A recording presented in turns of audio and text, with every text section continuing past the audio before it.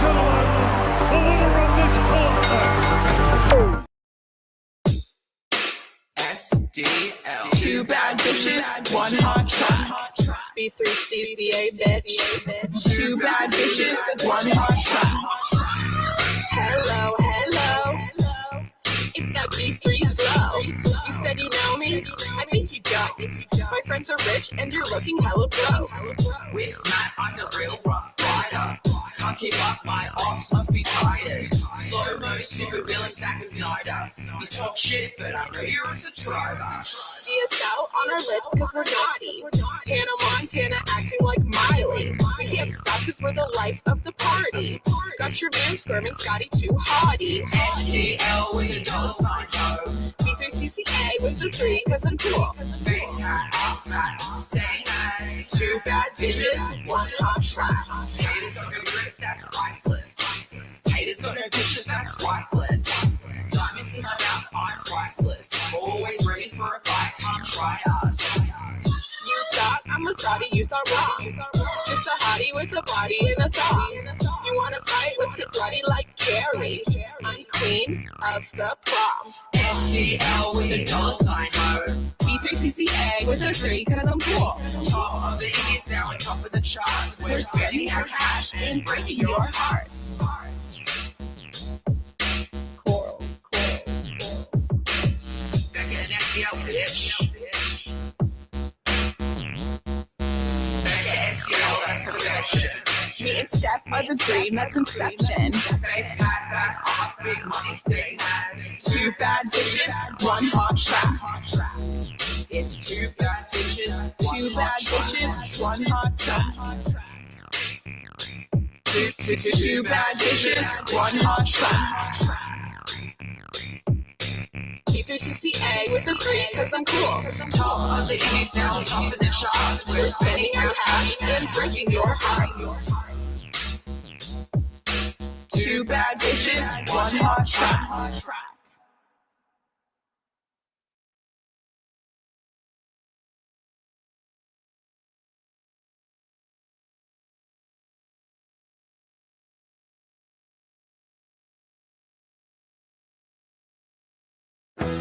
We don't want to make false accusations here on the program, Brian. We do not want to accuse people of behavior, either unsavory behavior, possibly criminal behavior, certainly behavior that shouldn't be imitated. We don't want to do that if they're not guilty of it. If you want outlaw but shows, you know just where to go. Tony Khan. And a Game 6 is far more likely than a Game 7. And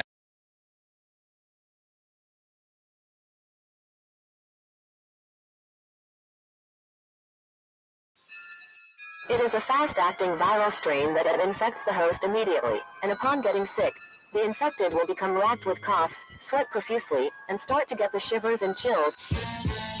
There he is, the legend. The man, the myth, the legend. Yeah. You can't literally run a promotion just for the AEW, what do they call them, sickos? Thank you very much, TikTok and AEW. See you tonight. Tony Khan started telling people there's no such thing as long-term booking anymore. It's week to week. The best guys, Tony Khan. Because we just secured the bag. It's not like I tried to be a character. It was just sort of happened naturally. But it was never something I intended. It was just something that happened because the wrestlers asked me to do things in matches, and I do them.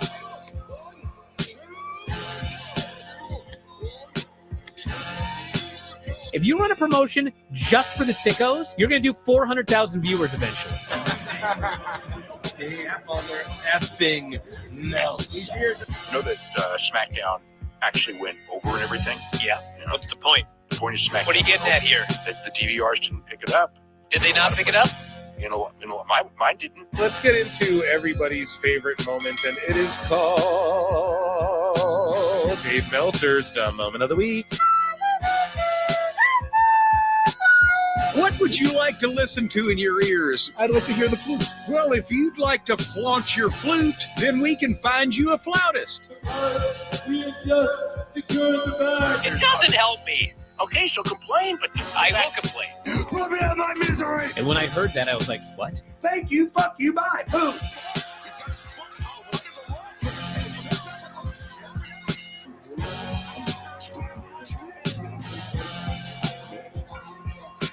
you got to run a promotion for everybody. The sickos can be the ones that buy tickets first and spend the most money on the merchandise.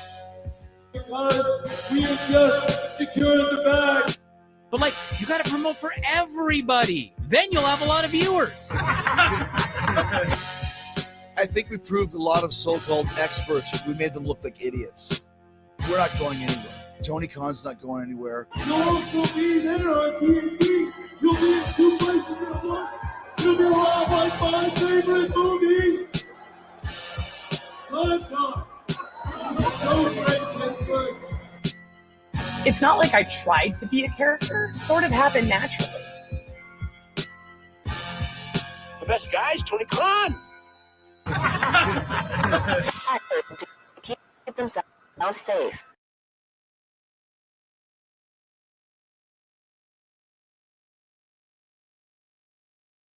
Then moved to the far side of the cart, and then Michael Jackson came in, and He's by himself. He's by himself with a couple security guards, and he came over. He goes, "Oh, I'm very sorry about making you move." And I said, "It's okay, brother. Not a big deal, man. It's all cool. I get it." Did you know it was him? Oh yeah.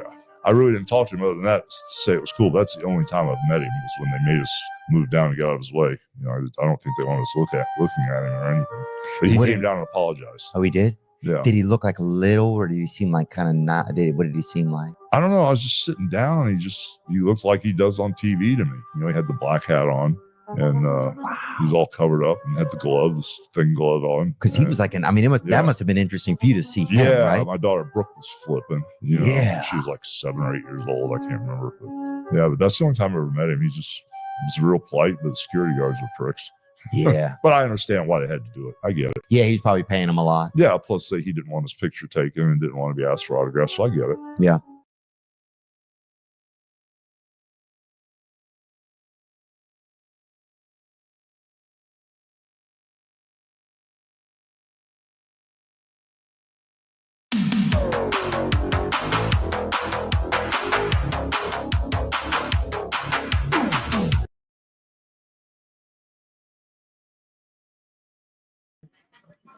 Ooh, what's happening, guys? Welcome to yet another eclectic edition of PWT Live Show, episode 160.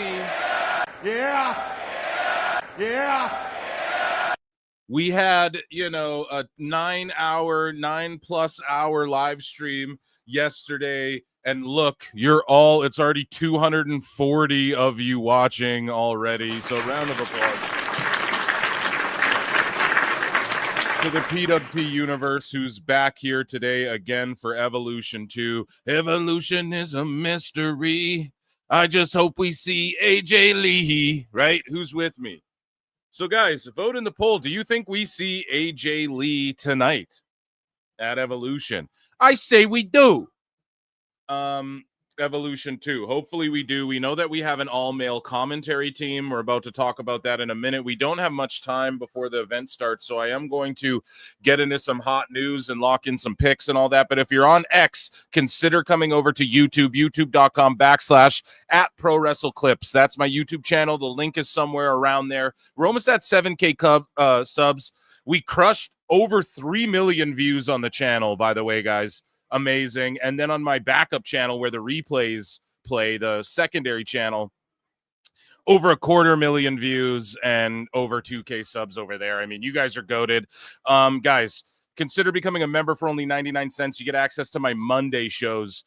I also have a Patreon. Patrons get access as well as over 100 exclusive videos. You can gift memberships. You can super chat, hit like, come say hello, tell me to go F myself, hit dislike, spit at your computer screen, just show me you care, and support what I do in any way you can, and I appreciate that. Awesome. You guys, round of applause to you all. You guys are goated. Thank you if you're in chat, just hanging out. I really appreciate you guys. And so we have this card going down here, but before we get into it, and I'll make some last-minute picks, we have WWE.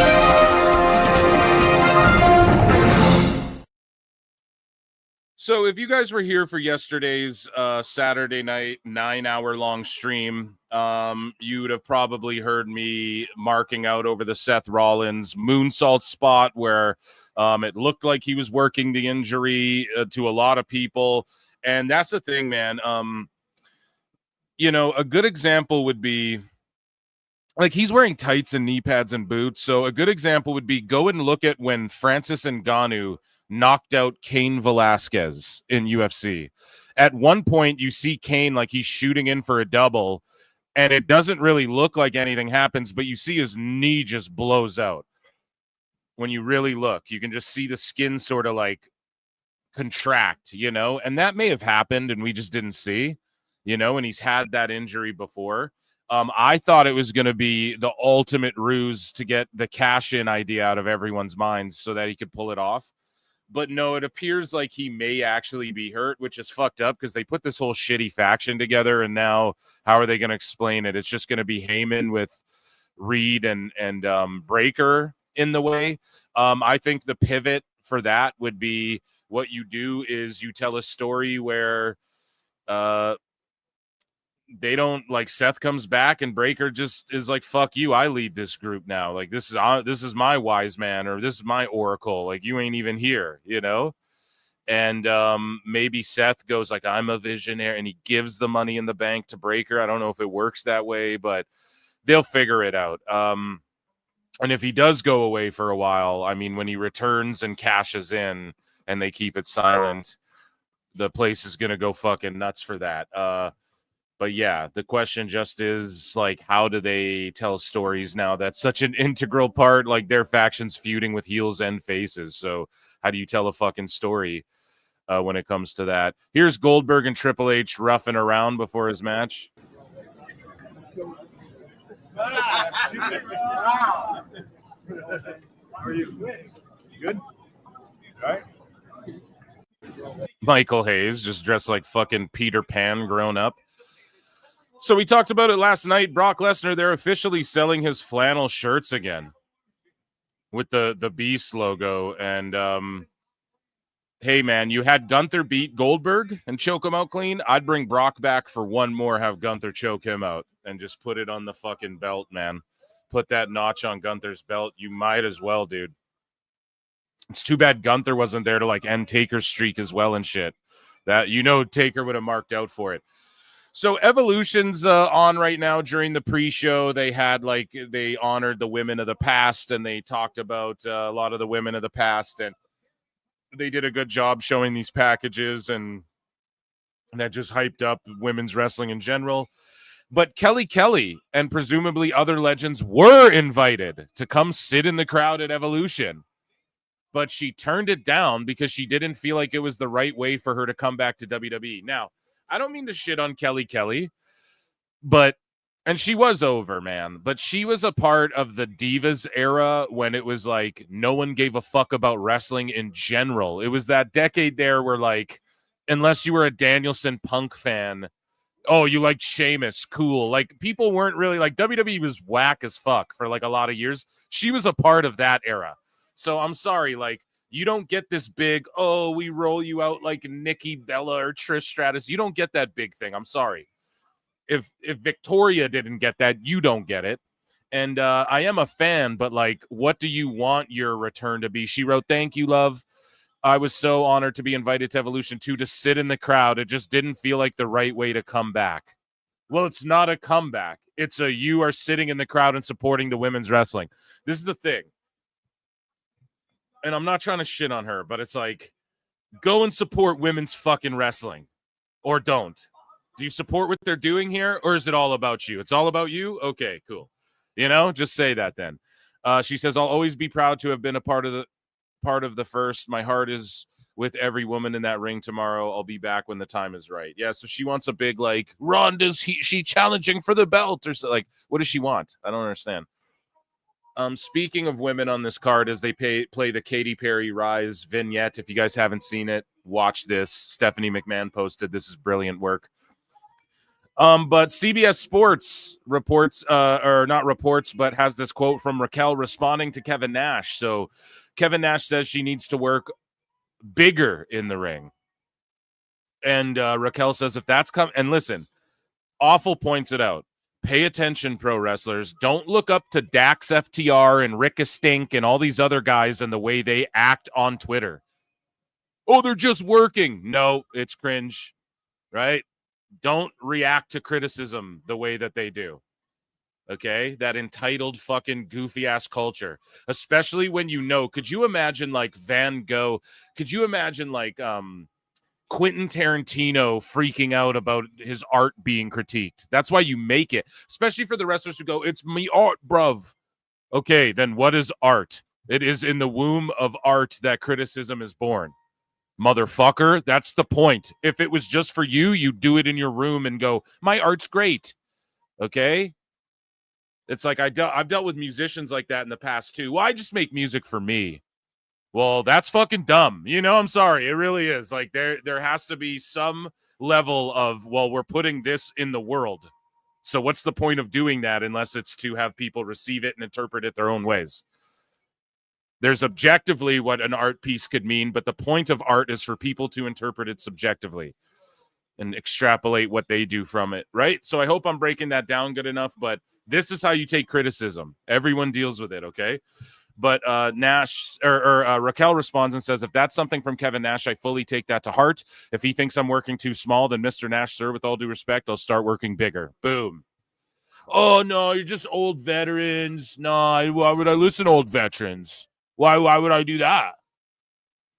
Meanwhile, Adam Cole's getting power bombed on his neck on the apron, and now he's might retire 2 months later.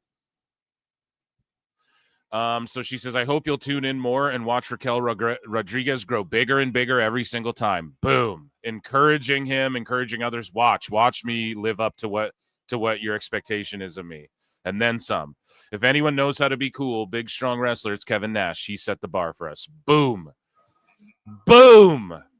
Wow, Raquel, super over with me just after that response. Like way more over with me.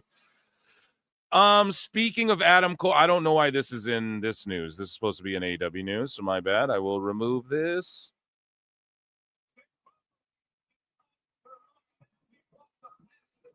It says the post has been deleted. So AEW, what? Removed me as a follower or blocked me again? Okay, great. It's fucking up.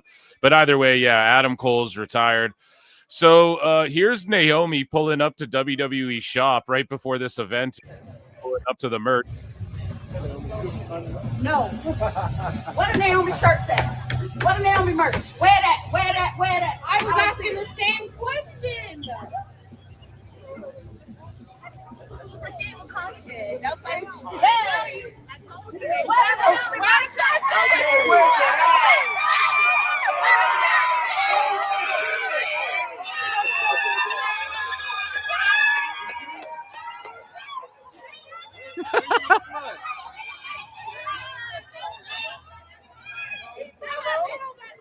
Naomi's my favorite heel on the women's roster right now.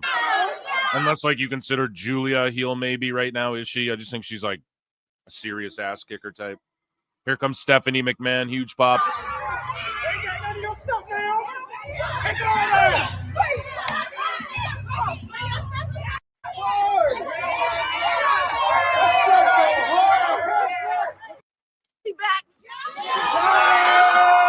So what a cool thing for the fans to have happen. Box cutter Naomi. That's my favorite version of Naomi, right? I don't know. AEW seemingly deleted this post or something. Now it's trapped in my fucking bookmarks. Cody Rhodes defends WWE going to Saudi Arabia for Night of Champions this year. Rhodes says, that is a responsibility to our fan base. I don't want to be negative, but I will say there is a whole gotcha culture over who is Democrat, who is a Republican, who is moderate, and it's all fucking stupid. It's all fucking stupid. And who people support. None of these things really should be anybody's business. They're not. Just entitled retards took over Twitter, and now everybody thinks they're entitled to criticize who people pray to, who they vote for, who they sleep with. It's fucking cringe. And hopefully bringing people together. WWE is a nonpartisan brand. We go where the show goes. One of the biggest eye-opening moments when you go to Saudi Arabia with WWE is when you look out at the fans and meet and greets or outside the hotel. There's such a similarity between those who are hungry for WWE back home and those who are hungry for it in Europe and those who are hungry for it all over the world. Oh, so we're all human beings? Oh, no shit, IWC. So we're all human beings except for you because you're 90% fucking bots? Fuck, man. So yeah, shout out Cody Rhodes for keeping it real. I told you guys Tony Khan would go to Saudi Arabia tomorrow if the check was there. So that, ladies and gentlemen, was WWE news. Let's get a break.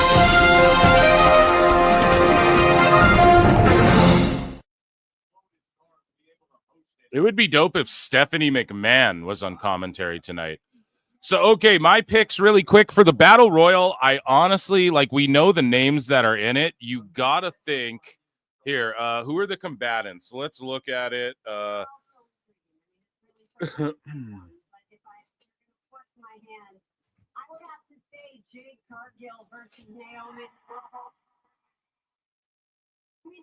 want to see who's all in the Battle Royal. I want to look at all the names, even though I'm confident in a pick. No, they don't even have them listed anywhere on like Wikipedia or anything. Fucking idiots. No. There was a list of the people in the Battle Royal.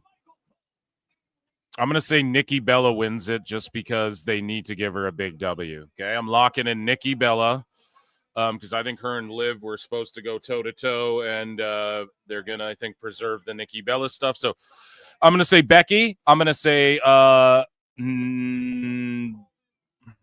Jade or Naomi. And this is like a last woman standing or something, right? I think Jade gets the win because it doesn't hurt Naomi any, and then she will eventually cash in and get that belt away from Jade again, or cash it in on Jade.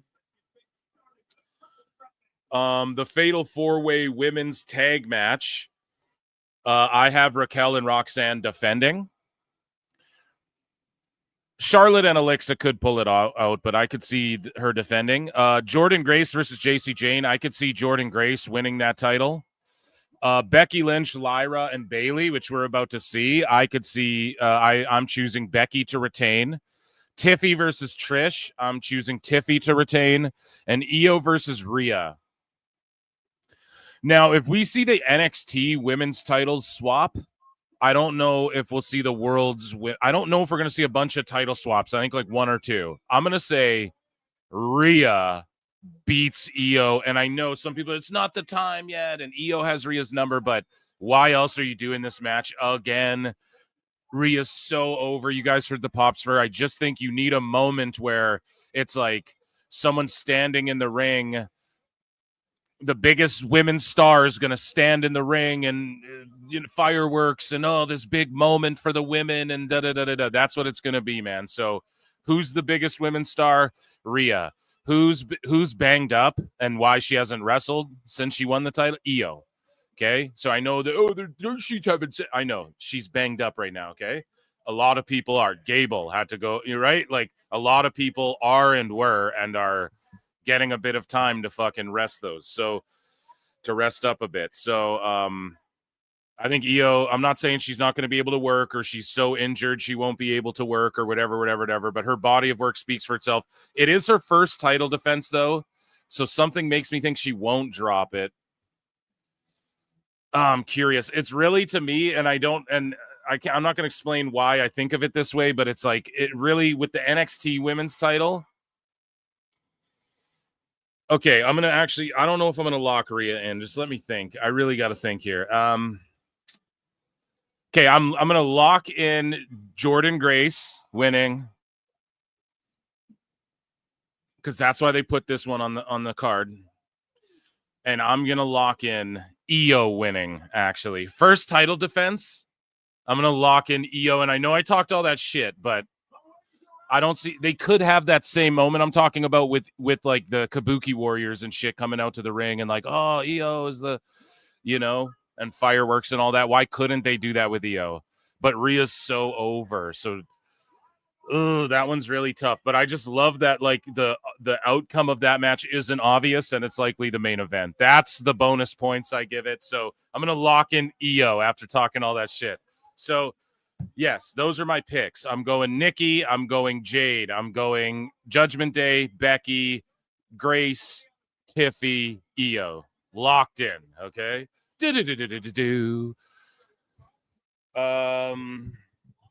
Over 400 watching, guys. If you're on X, come to youtube.com/@ProWrestleClips. Hit like, hit subscribe, become a member. Memberships are 99 cents. You get access to my bonus show every Monday. I do a bonus show for members and patrons every Monday.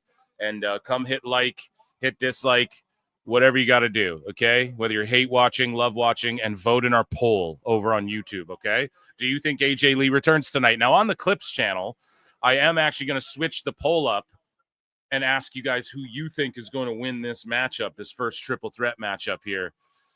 And we will get this going. See how Becky gets like half pops, half half fucking booze, but they're still singing her music and all that. Okay, who do you think wins the women's Intercontinental Championship?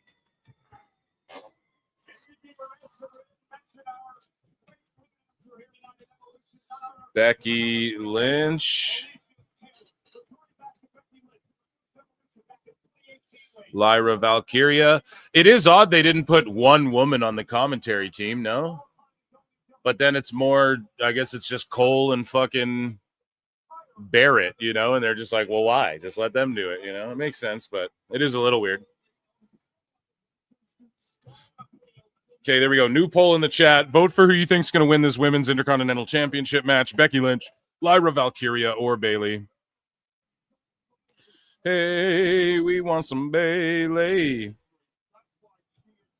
Hey, we want some Bayley. Let me see.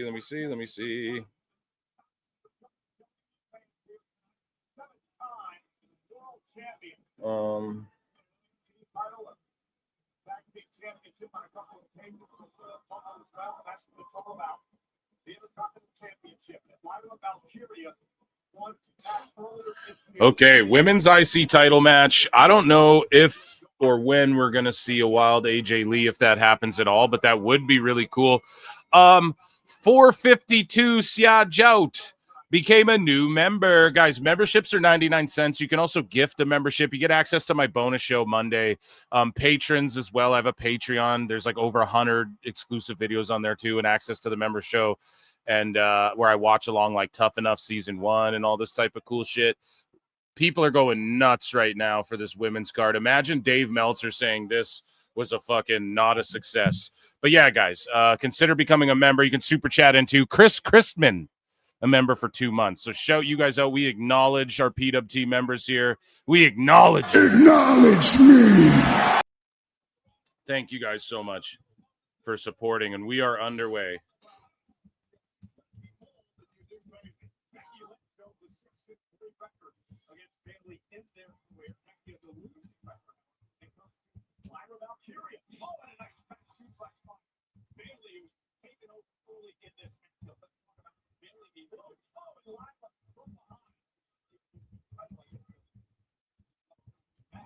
So imagine being Dave Meltzer right now and having to pretend that this isn't a massive success for women and women's wrestling and wrestling in general.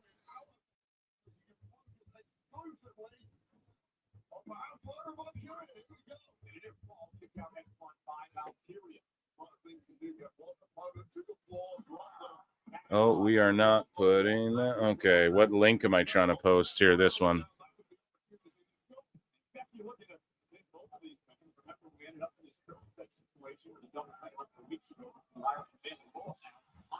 Roll up from Lyra. Here we go. She got her up. Death Valley type shit. Oh, running knee onto Becky's head. And remember, Lyra and Bayley were tag partners, right?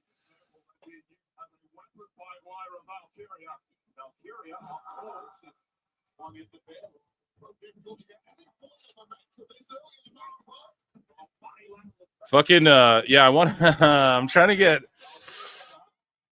Hughesy's been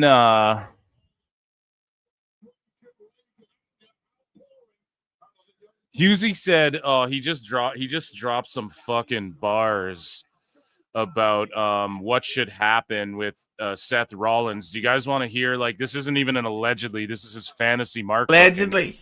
Okay, so he's like, bro, one of your top heels gone? Karrion Kross just fucking slides right in with his chick, takes over the group, and then when Seth comes back, he fucking boom. You have like a monster feud for him right there. Karrion and fucking, he just takes over the group. You know, him and Scarlett just step in. Yeah, whatever. You start spitting, cutting promos on Seth. Da-da-da-da-da. Seth comes back. You have a monster fucking heel. Dude, that'd be awesome, man. That'd be fucking awesome.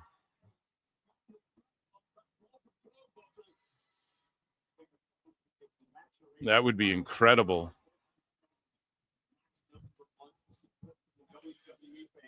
They're down a heel. I mean, who are you going to push? Chris RD44 has been a member for 12 months. Acknowledge me. And usually on the member shows, we watch Raw, but sometimes like I'll hop on. They come on different times, but typically it's like an hour before Raw starts. I hop on, then we watch Raw and we do news and stuff. But sometimes it'll just be like, we're just doing news or EFAPing videos today or whatever. And I'll just hop on during the day or whatever. So just, you want my bonus shows. They're worth it. Trust me. So thank you, members. Back in the ring here now. But yeah, Cross, slide him right in. You need a heel. You need a heel, dude.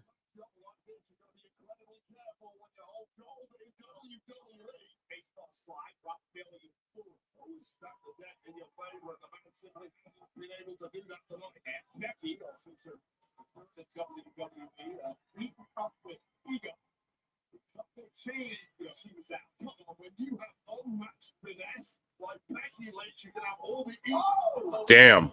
Big boot to the outside. Well, on the outside, rather. Big sliding baseball slide from Lyra.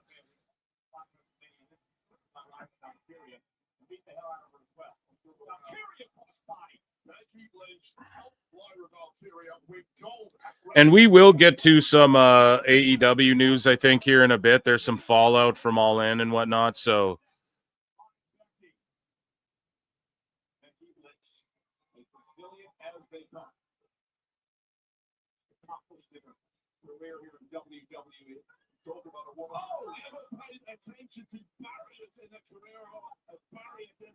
I could totally see Paige showing up tonight too, guys. Just throwing that out there because she's beating it over the head that how she'd love to, and I mean, I think they'd be open to it. But at the same time, with her pod, she started her pod, and like, yeah, they're trying, like, what they're trying to do in WWE is give the wrestlers their pods under their umbrella type thing. Like even Impulsive signed something with WWE, and that's because then they can control the narrative a little bit, or then they do have like, okay, don't tell the story or whatever about you and Ronnie Radke or whatever. So Husey isn't the first one today to mention Cross. Yeah, but he's the one who DM'd me with a sick fucking plan on. Yeah, but he's my friend that I talk to every day, so fuck him. Fuck the other people. Are they here? No? Then fuck them. No. I love that. Maybe it's Maybelline is the fucking sponsor for this in the middle of the ring. Like, how cool is that for the ladies?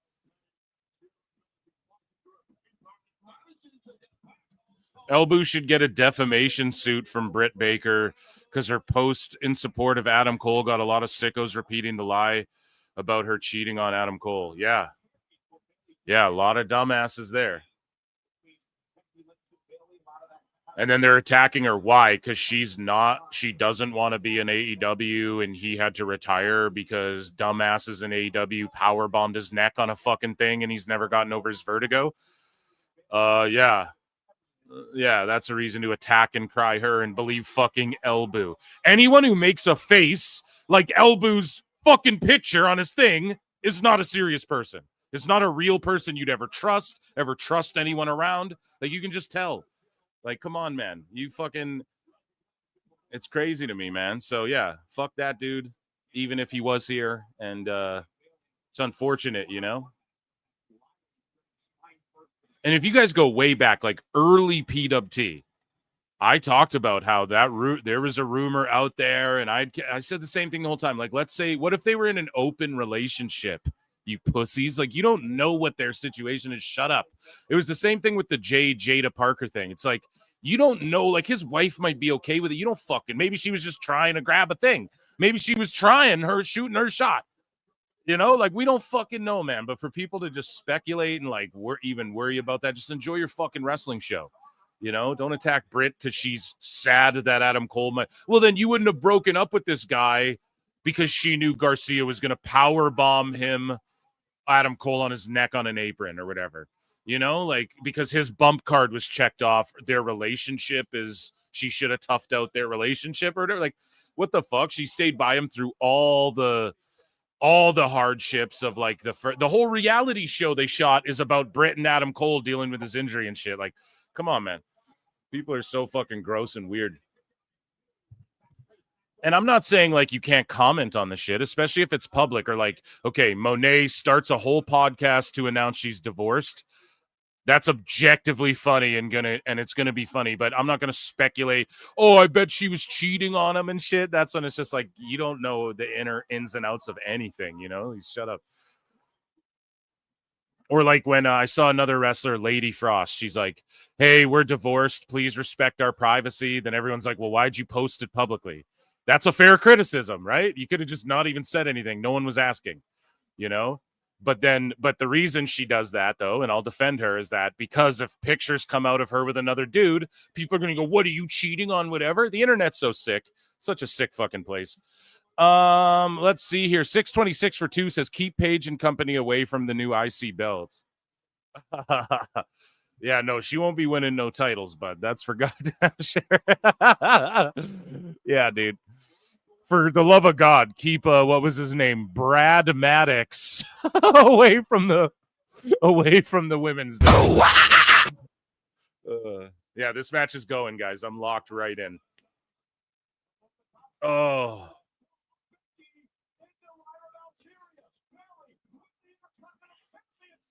Damn, that was sick. Like the sunset flip cannonball crush.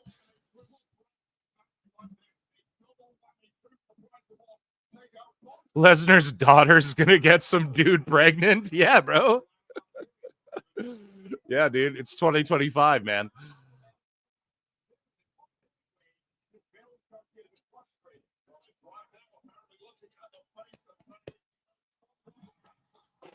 Got me dripping in finesse.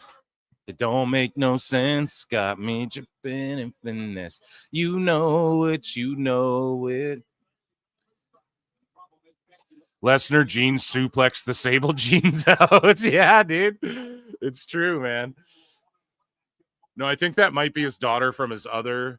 But his, like, son's a fucking hockey player. He's a stud, too. He's gonna... I don't know if he's being scouted already. Like, in hockey, they start scouting you when you're, like, 13, bro. So he's getting scouted and shit already, and he'll be in the NHL one day.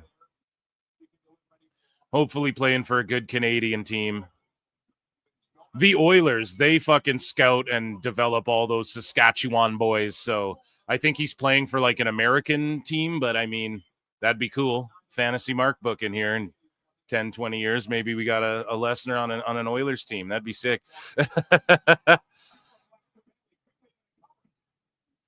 Anne Hathaway fan. Oh my God, I just Googled his daughter. That's a shame. Poor girl. No, dude, not poor girl. It's not a shame. She inherited her dad's freak genetics.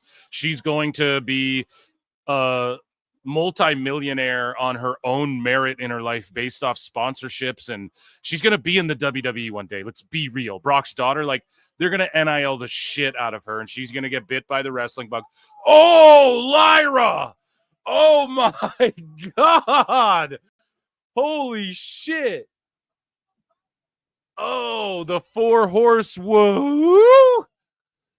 These three are cooking, man. Did y'all see that?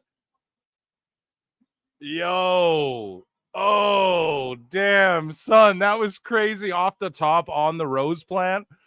Chris McCarty's been a member for 4 months. I would go into 150 billion in debt to let Stephanie turn me into her own personal moo cow. Bro, what the fuck? This is bro. You what? This ain't thirst cast. It's women's fucking wrestling day, okay? Show them some respect. It's a bit of thirst cast, let's be honest. It's impossible. But yeah, that's gross, and I don't want to visualize that, my friend. But thanks for being a member. Thanks for being a member. Oh, reverse DDT. DDT combo. Boom. Fuck, man. Oh, they're cooking. They're cooking.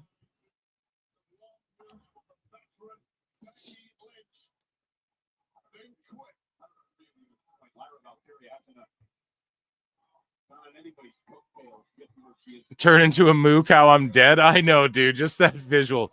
Moo cow, do I want to know, or is being in the yeah. Just imagine you're a dude. Yeah, never mind. Don't imagine that, Anna. Never mind. Don't imagine that. Shit. JD already sucking up to AEW. No, guys, it's not about sucking up. Like, he liked the event. Everyone used to call him an AEW shill. And then they started hating on him, and then he like is mad at certain wrestlers. But if he enjoyed the event, I enjoyed a lot about the event too.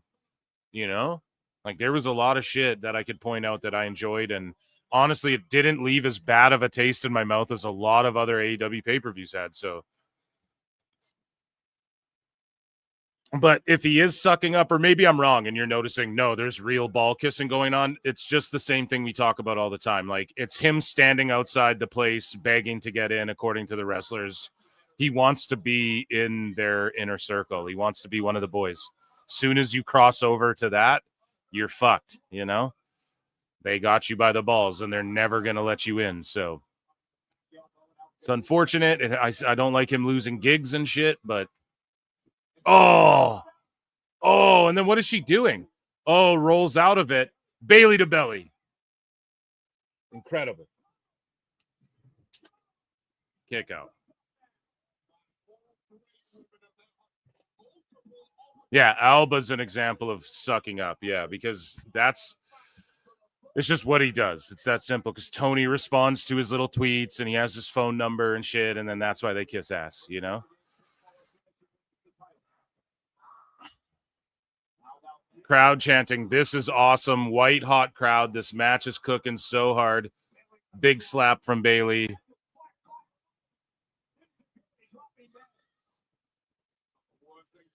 Tony Storm is drunk at the end of the press conference. Yeah, those press conferences suck, honestly. They're just so bad now. They're asking like what's his name? Righteous Reg. That guy was asking Hangman like an in kayfabe fucking question. Like, oh man, it's just, they're so cringe, and there's nothing good, because Tony, even though he just babbles about nothing, he like keeps it concise now. Tony Khan, that is. He doesn't like go way off the rails like he used to. And they've fully just become like, let's just which like it. I mean, what's someone gonna? Oh man, this event sucked. Like, what are you gonna say? You're obviously gonna talk about it, but either have the whole thing in kayfabe or have the whole thing be a shoot, or don't do it at all. That's the fucking way to do those for WWE and AEW. Either have it all be a work, all be kayfabe, or don't do it. Or pardon me, all be kayfabe, all be a shoot, or don't do it. Becky with an incredible, oh my goodness, what an absolute stunning fucking finish as well. Just because, like, I can't tell you the last time I've seen something like that. And we are 1-0 tonight. Round of applause for that match. Oh, yes, Spirit.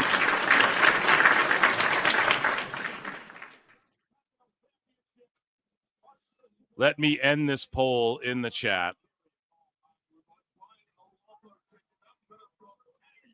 So 56% of you guys picked Becky Lynch. 17 picked Lyra, 12 picked Bailey, and 27 picked Bailey, and then 16% picked Lyra. Bailey gets pinned and Becky retains after a really sweet, watch the finish as they show the replays. So you have Bailey has like a roll up kind of, so finisher on Becky. She's taken out. Bailey breaks it up last second, and then it's like a rose plant, and then she like stacks her up, and then that gives Becky a chance to do like a roll over backslide. So like a turning backslide. I don't even know what you call that. That was fucking fire though, dude. That was awesome.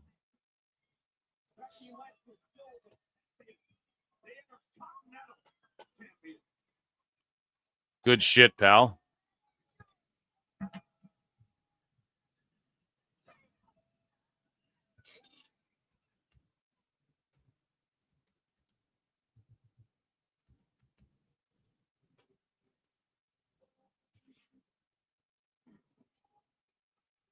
That was an awesome finish. WWE Evolution.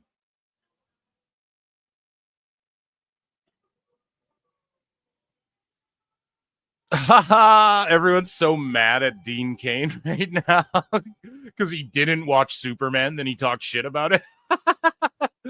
Oh, man. I used to love his Superman show growing up. It was awesome, but people are cooking him, man.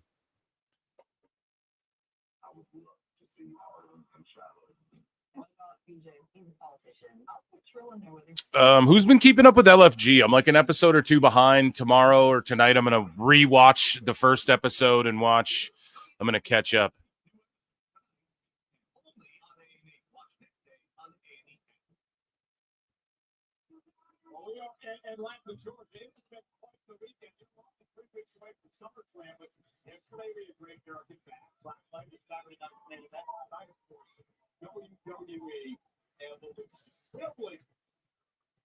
Leaders here tonight to celebrate the second women's evolution, including the first female general manager. Damn, Ava's there.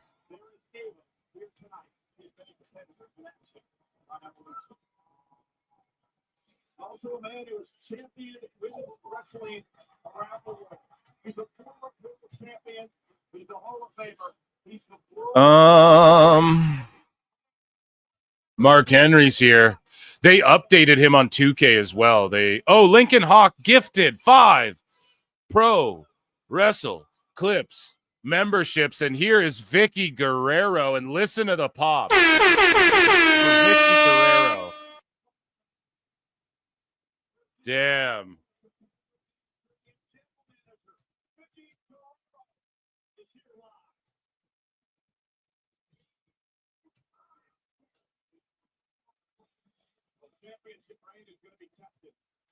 No.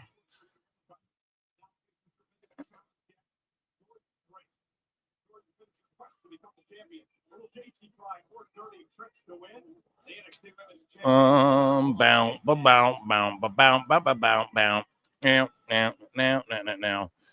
So yeah, even Cage Match voted NXT Great American Bash higher than AEW All in Texas. Even Cage Match did. So, there you go, guys. There comes a point, and, I'm not all about Cage Match now, but I'm just saying, Tony Khan's the one who's like, look at Cage Match. And they're all like, well, Cage Match rating. So, there you go. Cage Match agrees even Great American Bash is better than All In, which I don't even know if I agree with. You know?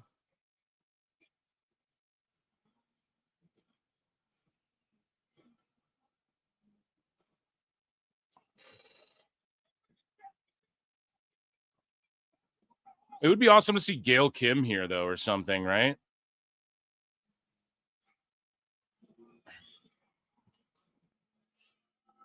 Oh, and Lincoln, thank you for gifting the memberships there. I hope people got them who needed them there, who want access to those Monday shows. And what match do we have next? Wow, the NXT Women's title. Oh, boy. I could see Grace doing it here, winning it here. I'm going to put a poll in the chat.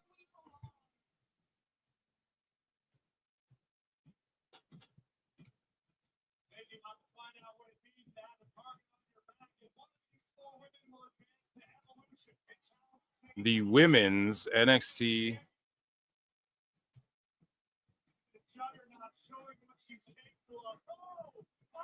JC Jane or Jordan Grace. And you guys can vote there in the poll who you guys think will win. Almost 500 of you watching. Hit like, hit subscribe, become a member, retweet, all that good shit. Come say hi on YouTube chat, vote in the poll. I just hate backyard bullshit. It makes people embarrassed to be wrestling fans. I mean, I guess Jane wins. Wow, you're so right, Zach. It was obnoxious. I got Jane winning. Content creators with 2 people watching their stream. Who? You talking about me? There's almost 500 watching my stream, okay? If you factor in YouTube and X. Don't make funs of me. Blake will cost Jordan this match. That could happen. Gail Kim's still technically participating in that Rumble. Yeah, true that. Alvarez was shitting on it. Yeah, someone should shit on his head. Brock Lesnar.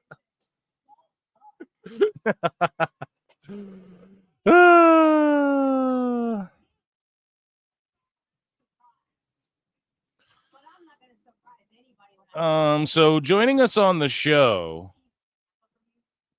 Ref MJ from NJ WrestleGraphs is here. Sometimes in life you got to be a hoe. WrestleGraphs, whenever you're good and you're on mic, let me know. How you doing? I think I'm finally recovered from what might be the longest day of watching pro wrestling in many years of being a pro wrestling fan. Yeah, dude, I did an over 9-hour stream yesterday, dude. Embrace the grind. I do not know how you guys did that. I know there were many out there who grin and bared it for the entertainment of their audience, and I commend you for that. Yeah, I had fun, man. Honestly, it was a blast. You know, I enjoy hanging out with my audience and watching the graphs. It's my favorite thing to do, man. How are you feeling today, though, man? Are you watching Evolution? I got Evolution on. Looks good. Imagine being Dave Meltzer and trying to fucking cope and lie and say this is somehow not a success for WWE. Well, you know, it's like we talked about briefly yesterday, and we can get into more of it, but those who are trying to present a narrative that this is a failure are only hurting the women. And those are the same voices that routinely preach for women's wrestling or enjoy all wrestling. All In was great. All In was extremely long. It was abusive of everybody's time, but it was a good show. It had great things on it. Yeah, I thought there was some really good stuff on that show, and then there was some really bad too. But I think that the good outweighed the bad, and I think the length of it hurt it more than anything. Yeah. And that was yesterday, and today is today. And the show goes on. New show, different company. This one is featuring an incredible women's roster of talent like Jordan Grace, who's walking out now, who, if you are not, if it is not a success that Jordan Grace has arrived into a position where she is having a match on an all-women's WWE PLE on Peacock, then I don't know what a success in wrestling is. Yeah, dude. I think the biggest takeaway from yesterday, though, was the Goldberg-Gunther match. I thought that was amazing. I thought that cleared everything. And I was just telling my audience here that cage match rated NXT Great American Bash higher than All In Texas. Yeah, so I didn't. I mean, when I was on with you, I was not watching Great American Bash. I did not watch Great American Bash. I don't really keep up with NXT that much. I mean, I hear what goes on. I see clips and stuff. But I hear you talk about it, hear others talk about it. You know, it's not surprising that a lot of people enjoyed it and perhaps even enjoyed how digestible it was. I'm sure it had fantastic stuff on it. The same way that, like, this will have fantastic stuff. Like, that's the thing is, imagine dedicating your profession to covering pro wrestling and then deciding to just say that something is a failure as if that's not influencing the way that your subscribers or consumers think about it. Like, you are poisoning the well. And if you want to be in a thriving wrestling economy, then you probably shouldn't be poisoning the well. And it's coming from the places that ultimately, I mean, this is their livelihood. This is what they do exclusively. So it's so it's so self-harm. It's self-harm. It's detrimental. And, no one will be able to call it out effectively because they will not respond. There's never going to be a conversation about this. There's a group of people that don't want to have conversations. And so they will continue to dig their heels in. But, I mean, just imagine, like, all these women are so fucking talented, and their people have the audacity to days ago say this is a failure. Tonight they're going to shit on it. For what? Like, so that a dwindling number of your niche get a hard-on? So that Dave Meltzer can pretend like All In was the end-all, be-all, the greatest event ever held ever in American soil. And, I mean, this is the greatest U.S. event ever. And that's what it is for Dave. He just wants to shit on WWE. Like Brian Alvarez was trying to say, WWE didn't learn their lesson. Hopefully they learned their lesson. From what? This crowd is fucking white hot for this women's show. From Meltzer to Alvarez to John Pollock to Trish and Sarah to all of these people who they present themselves as some kind of like progressive front for wrestling, and then they just go out of their way to shit on women's wrestling, to shit on a women's show because what? Business is business, and WWE decided to put it on this weekend. Like, get over yourself, right? Like, you either are about it or you're completely masks off. That's just it. You're either about it or you're not. And Meltzer, if AEW did the same thing, Meltzer would go, oh, well, they beat WWE to the punch. Women's wrestling is such a hot hit. If they were smart, that's what he'd be saying. But now Dave is coping and saying AEW attendance doesn't matter because they're profitable, that's questionable. If AEW had any balls, they would show up WrestleMania weekend and put on a fucking banger that stole the weekend. But what do? First they say they're not going to go there. Then they send ROH. Then they say, no, we're going to go across the country to Team Vegas and go to Atlantic City where we're going to cancel a show. All right? Like, the reality is like, put up or shut up. And don't be upset that somebody else is. Yep. You're absolutely right. That's not even intended to be tribalistic. Like, that's not intended to be an anti-this, anti-that. Like, that is just straight up, like, put up or shut up and go after it. Go get the damn thing. Don't let them just counterbook you. Go counterbook them. Go steal a weekend at one of their – they're running SummerSlam in New York City metro area, New Jersey, New York. All right, show up, put on a goddamn banger of a show, and have people say that you stole the weekend. And Tony's done that. He's put Ring of Honor shows like on during WrestleMania weekend and shit, like in the city they're in. Like, he's done that. So again, they want it to be competition until they get treated like competition. And for Dave Meltzer, it is a tribalist thing. He's tribalist against WWE. And so this event this weekend was a failure in his mind. These events were failures, and this event is that the Iconics? No, I wish. God damn it! She looks the women ringside looking. Oh no, one looks like Peyton Royce. That's Fatal Influence. See, I don't watch. Is it Peyton Royce or is the other one? Peyton Royce and Billy Kay are their names. Billy Kay. That one with the dark hair looks exactly like Billy Kay. Yeah, her name's Jasmine Nix. All right. I have all these women, they all look alike. Chris McCarty for 2. I'm just joking. Chris McCarty for 2. Jordan is a dommy mommy. Well, maybe in your dreams, you sick bastard. No, I don't know, dude. She's married to Jonathan Gresham, so that guy will actually beat the shit out of you. You know what I'm saying? He's little, but that dude will actually stretch you. You know what I mean? Where is he? Is he in TNA still? I don't think so, but he should be. They should hire him in WWE and have him do that octopus gimmick and have him cross over with NXT, TNA, AAA. He'd be so good in that role, and then have him back, like have him in NXT, like coaching some of these young guys. That's the kind of talent I'd like to see them bring in for stuff with AAA, right? Because you couldn't to send WWE or even NXT talent there is going to feel like it's being WWE influenced. But if you bring in premier wrestlers from around the world who are notable for being wrestlers around the world and not WWE, and you send them there, you can really elevate some stuff. Is that what's his name in the front row with a green shirt? The dude from Carmella did the thing with Carmella. What was his name? The green shirt guy? That's the green shirt guy. He looks like. No, you're asking, is that James Ellsworth? No, dude, Yeah. that's green shirt guy. Well, sorry. He does green kind of shirt look guy. like him. To what you were saying before, Gresham fits in. He can do all the different styles too. He can grapple. He can fucking high fly. He can be technical. He can do the cruiserweight shit. Like, to me, he's like the perfect guy to be coaching guys in NXT.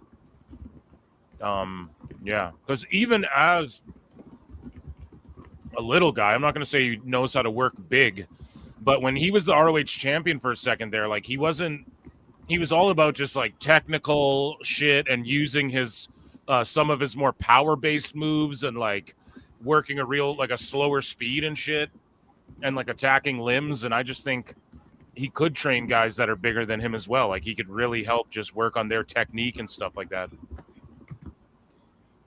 Yeah, and I'm sure there are others as well beyond just Gresham. And when they do those WrestleCon shows and all those shows, I mean, they draw crowds. So like, get them, bring them in. Supercard of Honor was fun too. Like Tony Khan should he should quit booking AEW and just book Ring of Honor. Hey, what do you make of that main event, that end game last night? Like with Goldberg? No. On All In, does that validate what AEW has done in terms of their storytelling and getting through the Death Rider era of AEW? Like, does that put the rubber stamp on it and say like no? Because Moxley's whole thing is he doesn't care about AEW or the title. So why would he care that someone took the title from him and took it out of the briefcase? That doesn't matter to him. That's why he put it in the briefcase. He gives the briefcase to the girl to protect. He doesn't really care about AEW or its symbols or anything. That's what he's established. So no, actually kind of the opposite. So Hangman won the belt. Okay, I fully expect Moxley to show up on Dynamite, stab people, and kidnap them again because he doesn't care. He's just there to disrupt. So he had their belt. That doesn't mean that AEW's not disrupted. And, the Bucks aren't EVPs, okay? Since when the fuck has that mattered? Like, when has that mattered? Tony Khan makes matches. Tony Khan got attacked by them. He still just put them in matches. He still made whatever matches he wanted. Moxley and them were still allowed to run around, do whatever. Like, none of it's resolved. There's no stories that actually were told. That's why this was just a match where Moxley... Also, the finish was ass. Like, I don't care what anyone says. Moxley gets hung. He's sitting on the apron. And then he taps out in a death match. A, you can't do that. B, he could have just stood up on the apron and the choke would have been off. Right. So, like, Moxley didn't even do a good job selling the finish because he's not good anymore because he doesn't want it. He's got fucking $10 million in the bank. So he doesn't want it anymore. I'm sorry. Yeah, more than that, but he just doesn't want it anymore, like the way he did when he was Dean Ambrose. I'm sorry. And like, no, it's just Hangman. Like, I'm glad Hangman has the old music back and all that, and he's been like an AEW day oneer and all that. But no, it's not going to really do anything. On Dynamite, they're just going to move on from all that shit like it didn't happen. Whereas, in WWE, the Raw after Mania is the Raw after Mania. And yes, people move on, but it's like it's still things happen. Tony doesn't understand. Like at WrestleMania, things get set up just as much as things get resolved. You know what I mean? Yeah. And at All In, it's just he thinks he's resolving and giving everyone a moment, and that's the end. And then Wednesday, Paige will just feud with who's next? Now him and Swerve are gonna go at it again. Like it just is. No, it didn't put a stamp on the story. It didn't make the last fucking however long of Moxley doing all the shit he was doing. It doesn't make it good or worth it in my mind to have him kill the viewership like you did and all of that. Yeah, there's business stuff. There's business stuff that is unredeemable, right? But yeah, I think, and dare I say this to be hyperbolic, I think this Wednesday's AEW Dynamite might be the most important Dynamite of all time. And here's why I say that. Because coming out of All In, there are a lot of vibes. There's a lot of feel-good energy.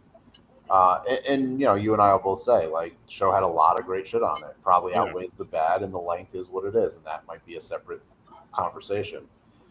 But what they do next, like you said, the Raw after Mania, what Dynamite is on Wednesday, right? They're going to go from that stadium with that production and that set to a residency.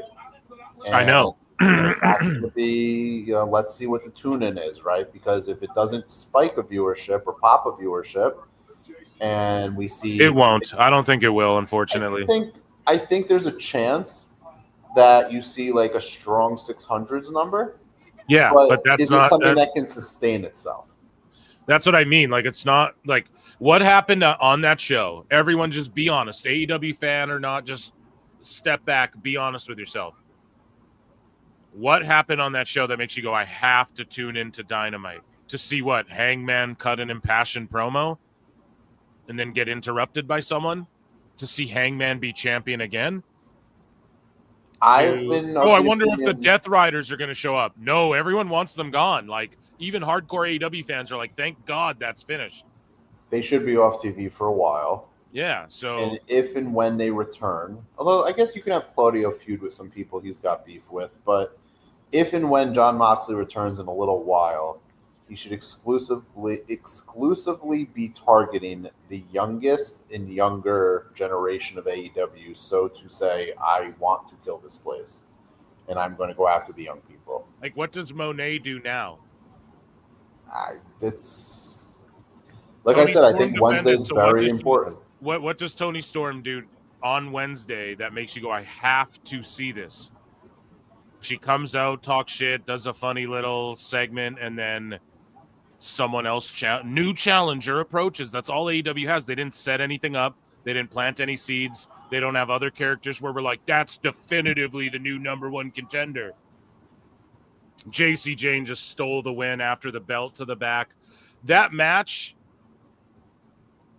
Mariah's holding the title. Yeah, Blake Monroe fucked Jordan Grace right there and turned heel. You have to sense it was coming because Blake Monroe's character, like, that's not a babyface. No. You know? And so they're trying to pitch it like that was an accident, but she's just staring Jordan down. No, that was very intentional. It was. She's absolutely with them. So I was going to say the match a little lackluster, finished super good, and now, again, with storytelling, they've got us fucking hooked now. What the hell did Mariah May just do?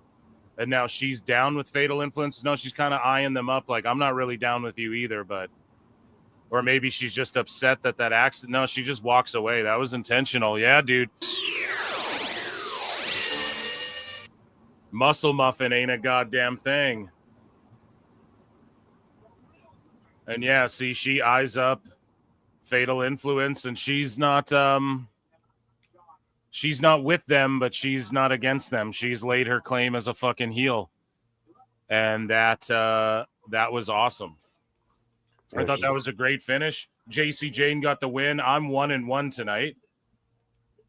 Oh, who'd you have winning? Which one did you get off? What's that? Did you have Becky losing?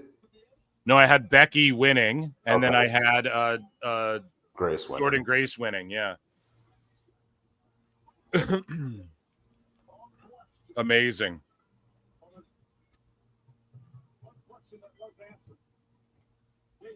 If I'm WWE, I might lean into this evolution thing and all the negativity around it, and I might, there's this concept of daring the haters to keep hating, especially when you know it's not real.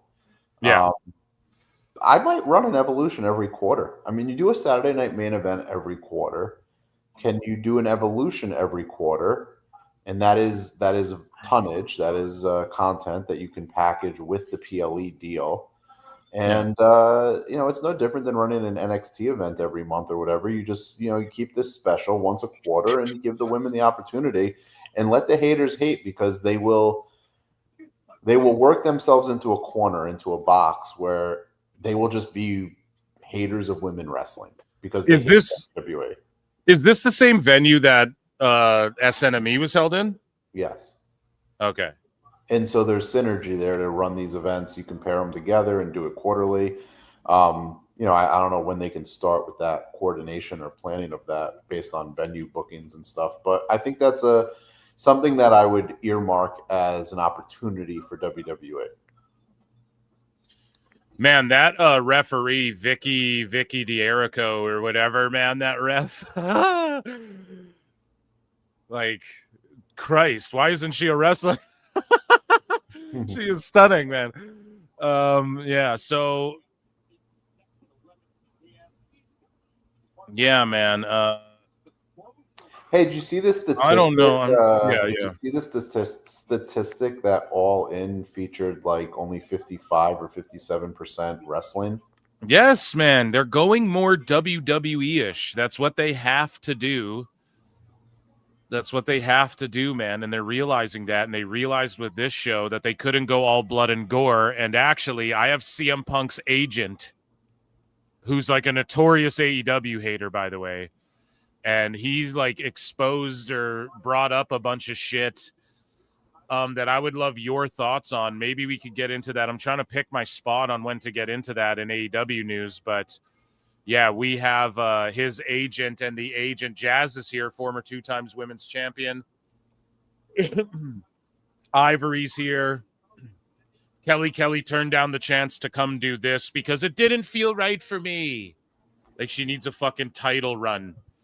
You know, who else? I saw Mandy Rose had like a funny bit on one of her online things, Instagram, I think it was, where it's like waiting for the call. They can't afford me anyway.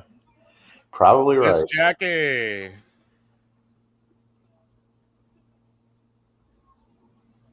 Miss Jackie. Jacqueline. Maurice. Now, I would like to see Canada. Canada, oh, right here, dude. Ahead of me. Turn that M upside down for a fucking W for Miz, dude. He's winning at life. Holy shit. A diva. See that? Embracing the diva aspect of it all. I would like to see them use this as an opportunity to promote on the Vault, that YouTube Vault. Like, here's a compilation of some of these great matches from these women or whatever. I bet they did. I bet they did that. I'd have to look. I love the Vault. Stephanie McMahon, I love her in this position with Tessitore as well, like at the Jesse the Body style, you know? Yep. Is CM Punk's agent in TNA, by the way? No. That's Ace Steel. We're talking about at Paradigm, like the talent agency. His talent agent is a notorious AEW hater, especially after Punk left that motherfucker, and he's with Paradigm and all that. And this guy, people are like, he's a troll, like he's an AEW troll and shit.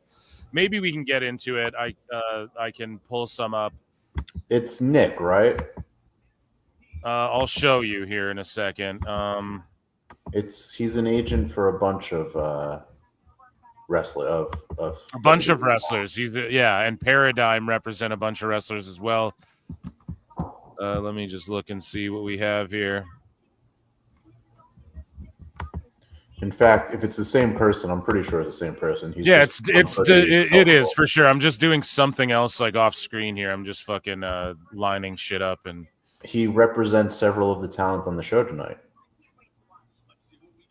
Yeah, he represents a bunch of wrestlers. Paradigm does just in general. So, and he's an agent at Paradigm. Okay, so the Kabuki Warriors are coming out. I'm going to put a poll in the chat for this next match, and we'll talk about this in a bit here. This news story I'm sort of teasing here because we have Kabuki Warriors out here. We got to give them their due. And I need to pause that. I'm going to get echo going on. Hell yeah, dude. I'm vibing with this Kabuki Warriors gear. I do like, personally, even though I am a fan of Asuka and Kairi together, I like when Kairi and Io are together as a team more. I don't know what it is. It's just what I like better. So what are all the teams in this match, though? Who do you think wins the women's tag team? He represents Bliss. He represents Bliss, Tiffany Stratton, and Jade Cargill. Yeah. And then Paradigm represents like a bunch more, including CM Punk, I believe. Well, here, we'll look it up. I have his fucking, like, I follow him and shit.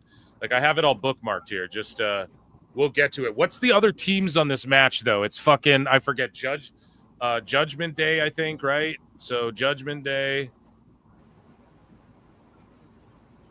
Kabuki Warriors.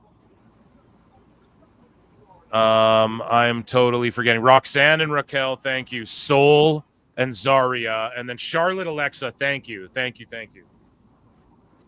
Zaruka is the team of their name. I could see Charlotte and Alexa winning. They just put that team together. It'd be a good way to give them further spotlight. There we go, guys. Poll is in the chat. I was botching it up. Judgment Day, Kabuki Warriors, Zaruka, or Charlotte and Bliss. Who do you see winning? I could see them winning too, but people will just scoff at that. Like, it's just last minute thrown together team that like no one gives a shit about. And Charlotte was saying the other day in an interview, she doesn't care if she ever wins the title again. And I think the story to run with is just have Raquel earning her stripes, or have Roxanne, earning her stripes.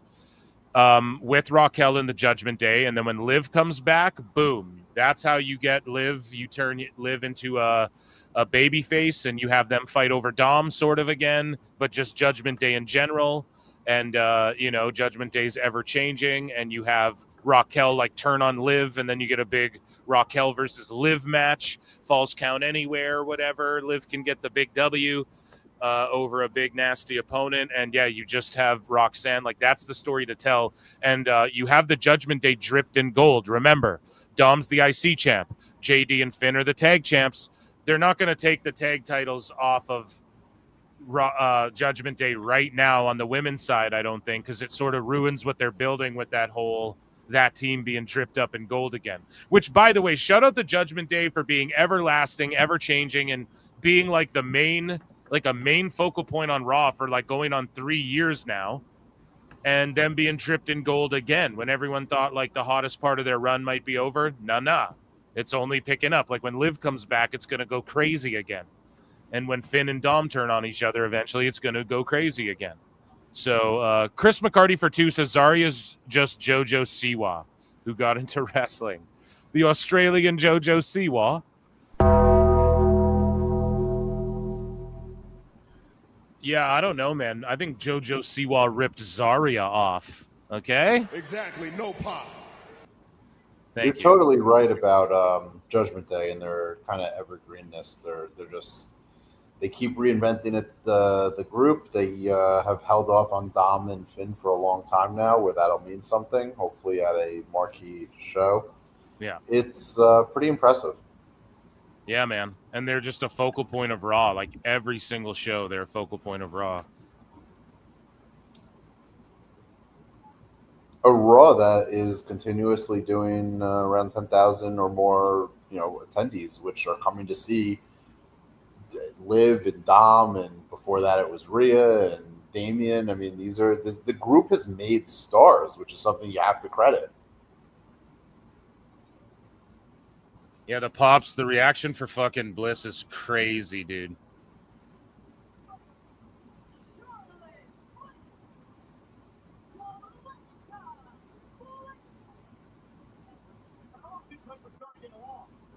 Yeah, I don't know. Bliss and Flair, they're like the odd couple. They work because they're both goats, and like every Edge and Orton team, or like, Cena and HBK, like there's always comes a time where 2 top guys are gonna have to team up and then sort of do that shtick.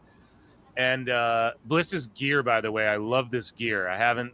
It's a weird aesthetic thing. You guys know your boy Phil loves the aesthetic, but I haven't been feeling her gear really since returning, for whatever reason. And I just like this scheme she picked, and I think it looks sweet. But my whole thing is they don't win this. I feel like they're a little like. I feel like these two, the whole point of this is for them to just be stuffed onto this card quickly. I don't see them winning, but then if they lose this one, like, they will win the one-on-one down the line or something. You guys know what I mean? I could totally see them getting the tag straps, and maybe they do take the gold off Judgment Day, and I'm not saying the Judgment Day are going to be dripped in gold for a year, and maybe it is the start of this, and they got something like they're cooking up for SummerSlam, and maybe they could drop the title because it feels like Bliss and Flair are going to get them. I just don't see it being tonight right now. I feel like, I don't know, maybe I'm completely off on it, but unless Liv Morgan's going to do a run in here or whatever and fuck them out of the belts, like I just don't see why they would drop them yet. But Hey, the whole story they're telling is Roxanne is like earning her keep, and they were putting that over on the pre-show too. Like Roxanne wants to really prove that she's worthy to Raquel and all this shit. Like Big E was getting that all over, telling the story. So that's my opinion on it. But hey, if they drop them tonight, damn, WWE's got a wild card in their back pocket. What were you gonna say, MJ? Are we looking? It was during the Bliss and Flair entrance because I'm a little behind you, I think. Are we looking at a SummerSlam one-on-one match between the two of them? One-on-one with who? Bliss versus Flair. That's what I think. That's why I don't think they'll win the tag straps. Or if they do, it'll be the Judgment Day Jumble around. The good old, hey, chat, it'll be the world famous Judgment Day Jumble. I don't have music for that, but and what do you mean by that, Phil? Well, the Judgment Day Jumble is how they jumble the belts around all the, like, they've dropped them and scooped them up again not long after. They've done that shit a bunch. I think, like, didn't the Awesome Truth get the belts and then they just got them right back? Like, Judgment Day got it right back from them not long after, whatever. I mean, that's what they do. So it could be a classic Judgment Day Jumble where they drop them tonight, then, like, win them back on SmackDown, and then that's what makes Charlotte and Bliss fucking fight each other at SummerSlam or whatever. But yes, I do think the end game is Bliss and Charlotte. But you just triggered that in my mind. And guys, TM hashtag Judgment Day Jumble. We've TM'd and coined that, another one here at PWT. That what you're saying is I can't even say it. Can you say it? You do it really well. The Judgment Day Jambalaya. The Judgment Day Jumble, dude. They are a conduit for other stories to kind of spring out of. So, like, when the Awesome Truth does the thing, and then they win the titles, and they have their thing, and then the titles go. Judgment Day is always there to scoop the titles back up. It's like a safe base for the different revolving doors. Yeah, dude. And people come and go from the group too. Like Judgment Day, we could go year 10 and have none of the original Judgment Day members in Judgment Day, and it still works because they've established how it's a revolving door and people, taking over the leadership role and all of this stuff. So, yeah, I think Judgment Day won't get their flowers until all is said and done.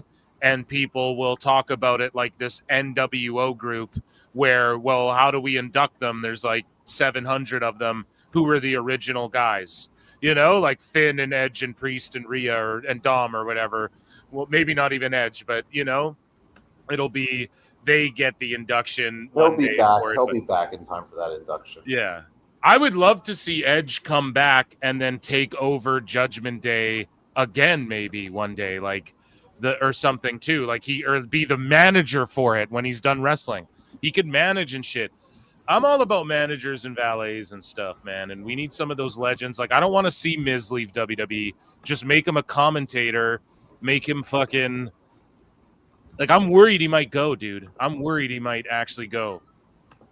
Yeah, but he'll go in the way that, like, so many have gone and really stay connected or stay affiliated. Yes, he's not going to go to... Does anyone think that he's, like, not going to somehow still be tied in? Not no, he'll be. I'm not saying he's going to go to AEW and shit, but what I'm saying is, I don't want to see a day where if Miz isn't going to wrestle for you guys, then he can just manage a faction like Miz's management, the Miz management, whatever the fuck, and he could manage like a Camp Cornette of guys. He would be fucking amazing, and it'd be such a throwback, I think. And I just don't ever want to see the day where he's not like doing commentary on Evolve, at least over like Peter Rosenberg or something. You know what I mean? Miz gotta be there forever because he can do it all, right? I selfishly want to see him on the challenge one more time, which I think would be an incredible crossover. Dude, Asuka's so fucking badass. She hasn't lost a step, bro. Oh, the pops for Bliss. Big shoulder tackle. Let's see how Raquel works big in this match, too, guys. What is she doing? Gonna choke slam her? Oh, like a choke slam STO? Knee. Oh, what is this move called? Bitch slap to Raquel. Yeah, so right there, Kevin Nash working big, eating that slap from Bliss. Raquel should have like stopped in her tracks and like not sold it like, oh, my face, but just like stared Bliss down. Like, did you just do that to me, you fucking twerp? That's what working big, that's what fucking Nash means when he says that, by the way. Is like and other things, but that's one aspect there where it's like, no, work big. Like that little twerp slapped you, you fucking stare her down. Like, did you just really do that? You know? Wait till I get my hands on you, you know? And it's not about, and Frank Bone said no sold, and yes, it is no, and people would word it that, oh, you wanted to no sell? No. The selling is the facial of like, did you just fucking do that? It's not about the physical, oh, my jaw, you know? That's what he means. But we'll see when she gets in there physically, because this takes time, and if she's taking it to heart, then let's see. Zarya's got a great look. Oh, powering up Bliss. Ruka with the tag. Oh, gourd buster. Oh, to an X Factor. Oh, pump boot. There's a real sliding doors timeline between Alexa Bliss and Liv Morgan. Yeah, everybody, man, it's so funny. My chat says that that I called Asuka fat, you know, because I'm like, you guys, she looks like a woman her age, you know, she looks good for her age, right? I'm just saying, like, physically, if you go back and look, like, there was a time where, you look at Kairi Sane and like the shape she got, like Asuka was like that, but I was putting Asuka over. I'm like, she hasn't lost a step though. She has the same speed, the same tenacity. She's so over, you know what I mean? It's fucking, she's awesome. And I'm not like trying to do a body shaming thing. I'm just trying to point out, like, for her age and where she's at and how, like, her style of wrestling too. And everyone knows, like, Kana, one of my all-time favorite, but yeah, chat will never let me live that down. She's like, they're all like, Phil fat shames Asuka. They never let me live it down. It's so funny, dude. Fucking the crowd reacting for Charlotte too. See, she wanted this, chat, and fucking MJ, she wanted to be the baby face again, and now they're just white hot for her, even though they were so mad at her during that Tiffy feud. And she was all flustered during that. Dude, the chops. Listen to the reaction. Yeah, the crowd, I think, wants Charlotte. The crowd fucking hated Charlotte during that Tiffy shit, man. Like I think they like Mania, Tiffy. the IWC, so that's the IWC, the audience during that SmackDown promo battle between them. They were just booing Charlotte out of the building. She couldn't even get her composure. They were booing the shit out of her. She couldn't even talk. Like, they were so against her. And then she's like, but she admitted it. This is the thing, though, when you're just self-aware, like in an interview, she was like, listen, I came back and won the Rumble. She's like, and I don't want to sound cocky, but like, it's like the Lakers winning the chip, like no one's going to be fucking happy about that, And she's like, I do want to be a baby face, though. Like, that's what I'm more focused on doing. Boom. Listen to this reaction for her. The crowd wants her and Bliss to win, which I didn't realize, because watching their segments on SmackDown, it wasn't until like the most recent match they had where I was like, okay, this is starting to get over with me. I said it on the show, but this is really over with the fans, obviously. So that's what I'm talking about, man. And they're behind Charlotte, and you love to hear it. Because she is one of the good, like, she's one of the best ever at, I think, all around, like heel, babyface, tag, singles, athletically, for sure. Look at Asuka, dude, in the Kill Bill bodysuit, no yellow, but like fucking on her Black Widow tip right now. Let's go, dude. I think that in today's WWE, where being part of the show and having these reactions for talent, I think there's more of an ebb and flow. Like, we see Seth Rollins in a heel character get his song, sung nonstop. Like, I think that for my money, the crowd wanted to be behind Tiffy, and so they were behind Tiffy. And soon as it's not Tiffy and it's somebody else, or it's a different context, they're fickle. They're back to it, But they're having fun. They're a fan base. They're a crowd. live with What happened to Bliss joining Wyatt 6? They switched plans, clearly.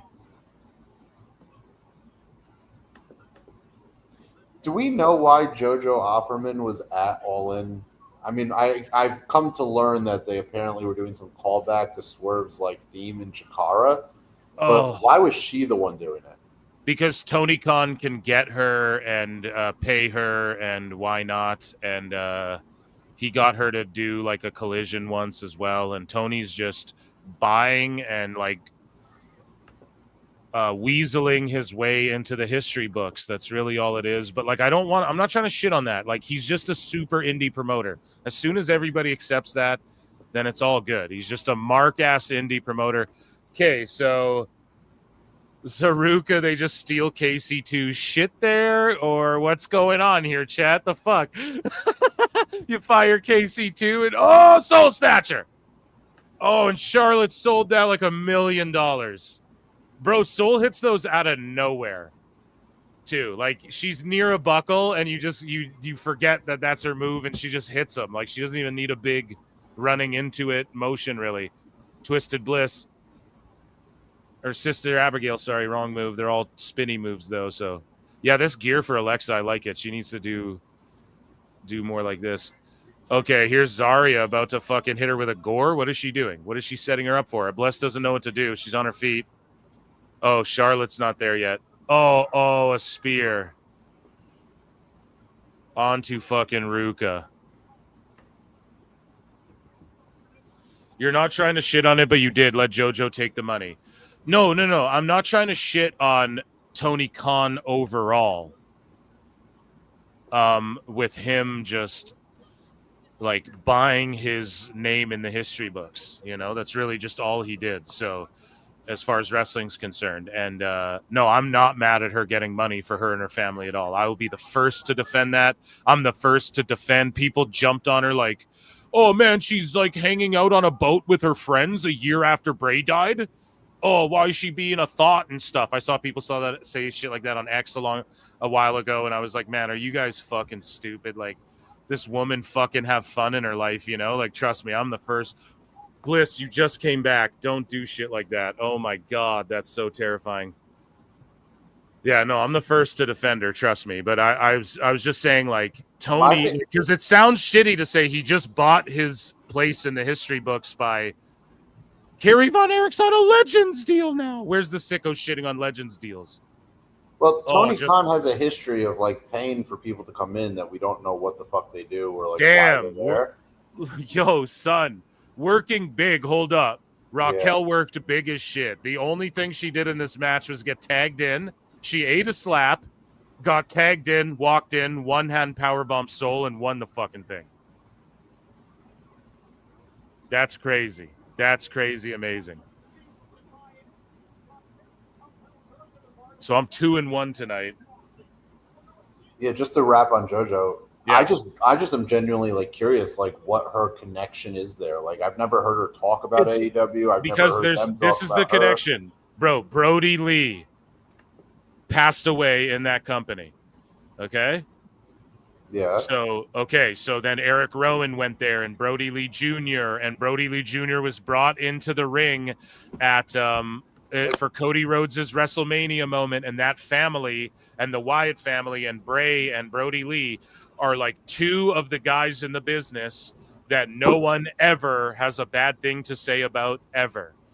Those are just two guys that nobody in the wrestling business, there's a bad story about everybody. Those guys don't have those, and they just love their families so much and shit, and they love the people around them and the little bit of fans that did interact. They had Mystique around them.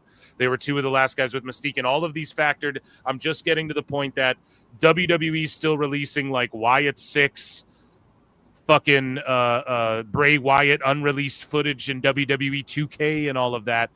It's just the fact that like that family, and she was Bray Wyatt's wife, and she was in the wrestling business at one point, and she has a fucking family, and her husband's gone, and everyone respects them and their family, and that's what you do in the wrestling business. You take care of each other. If there's not a fucking community, like I get it, it's competition and all that, but for Tony, it's just about him saying this is a person who was in WWE, who's in a wrestling family that I can put on my show and like, oh, I was a huge fan of your husband. He's a big WWE mark. Tony watches all these shows. He's watching Evolution right now. Okay? He's watching it right now. I'm telling you, he's a huge WWE mark. You can tell by the way he tries to he copies everything they do. You can fucking tell. So to him, it's just she's a WWE person, and I respect her and her family. And I was such a Bray Wyatt fan, and I saw him wrestle Undertaker at this man before AEW was ever a thing. Tony was in all those fucking boxes watching all the WrestleMania. He was at every SummerSlam, every fucking. Believe that, okay? And I know because I know people who've seen him, who've been in the fucking rooms with him. So they'll tell you he was at every WrestleMania, every SummerSlam, every big fucking event. This guy's a huge wrestling fan. So it's just that he's a wrestling fan and he has money and he goes, I'm going to put on the biggest super wrestling indie show ever. And I'm going to bring in Bray Wyatt's wife because I was a fan of Bray Wyatt and she has young children and I'm a good person. Tony's a good person and I'm going to give her some fucking money. That's what it is. So people will try and spin it like, oh, let's parade her out there to whatever. But in wrestling, you have to fucking do that, you know, especially when someone's husband passes away and like he was their fucking provider. You know what I mean? Like I applaud Tony Khan for bringing her in. I really, really do. But it's just for Tony, it is a notch. It is a feather in his cap of just how many ex-WWE guys he can collect as well. There's an aspect of that. You know, if she was just some person who lost her husband, he wouldn't bring her on the show to sing the entrance. You know what I mean? And then if it was a callback to Shakara, I think people are saying it was a Shaka Khan song, right? Yeah, but Swerve used the song as an okay. I didn't know that, and no, I learned that today. I didn't know that, and good for him. And Tony Khan did that with Punk for his ROH theme and all that. So that's what Tony Khan does. So no, that's cool. It didn't make any sense live, but it's definitely cool. Like that they did throw that back. That's like a real like if you know, you know, and I would guess there's probably like 500 people that know. Yeah, so I'm going to end this poll in the chat. All right, let's talk about the agent or whatever, and then I'll let you move on with your business. Yeah, just give me a sec here. I need to. So what matches have we seen tonight here, guys? We have seen a Judgment Day. Oh yeah, I was gonna fucking tweet out. So.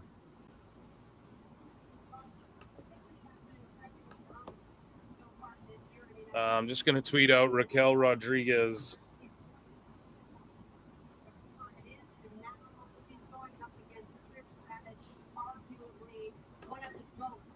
So is it Tiffy next or what? I'm curious. So I'm 2-1 tonight, chat.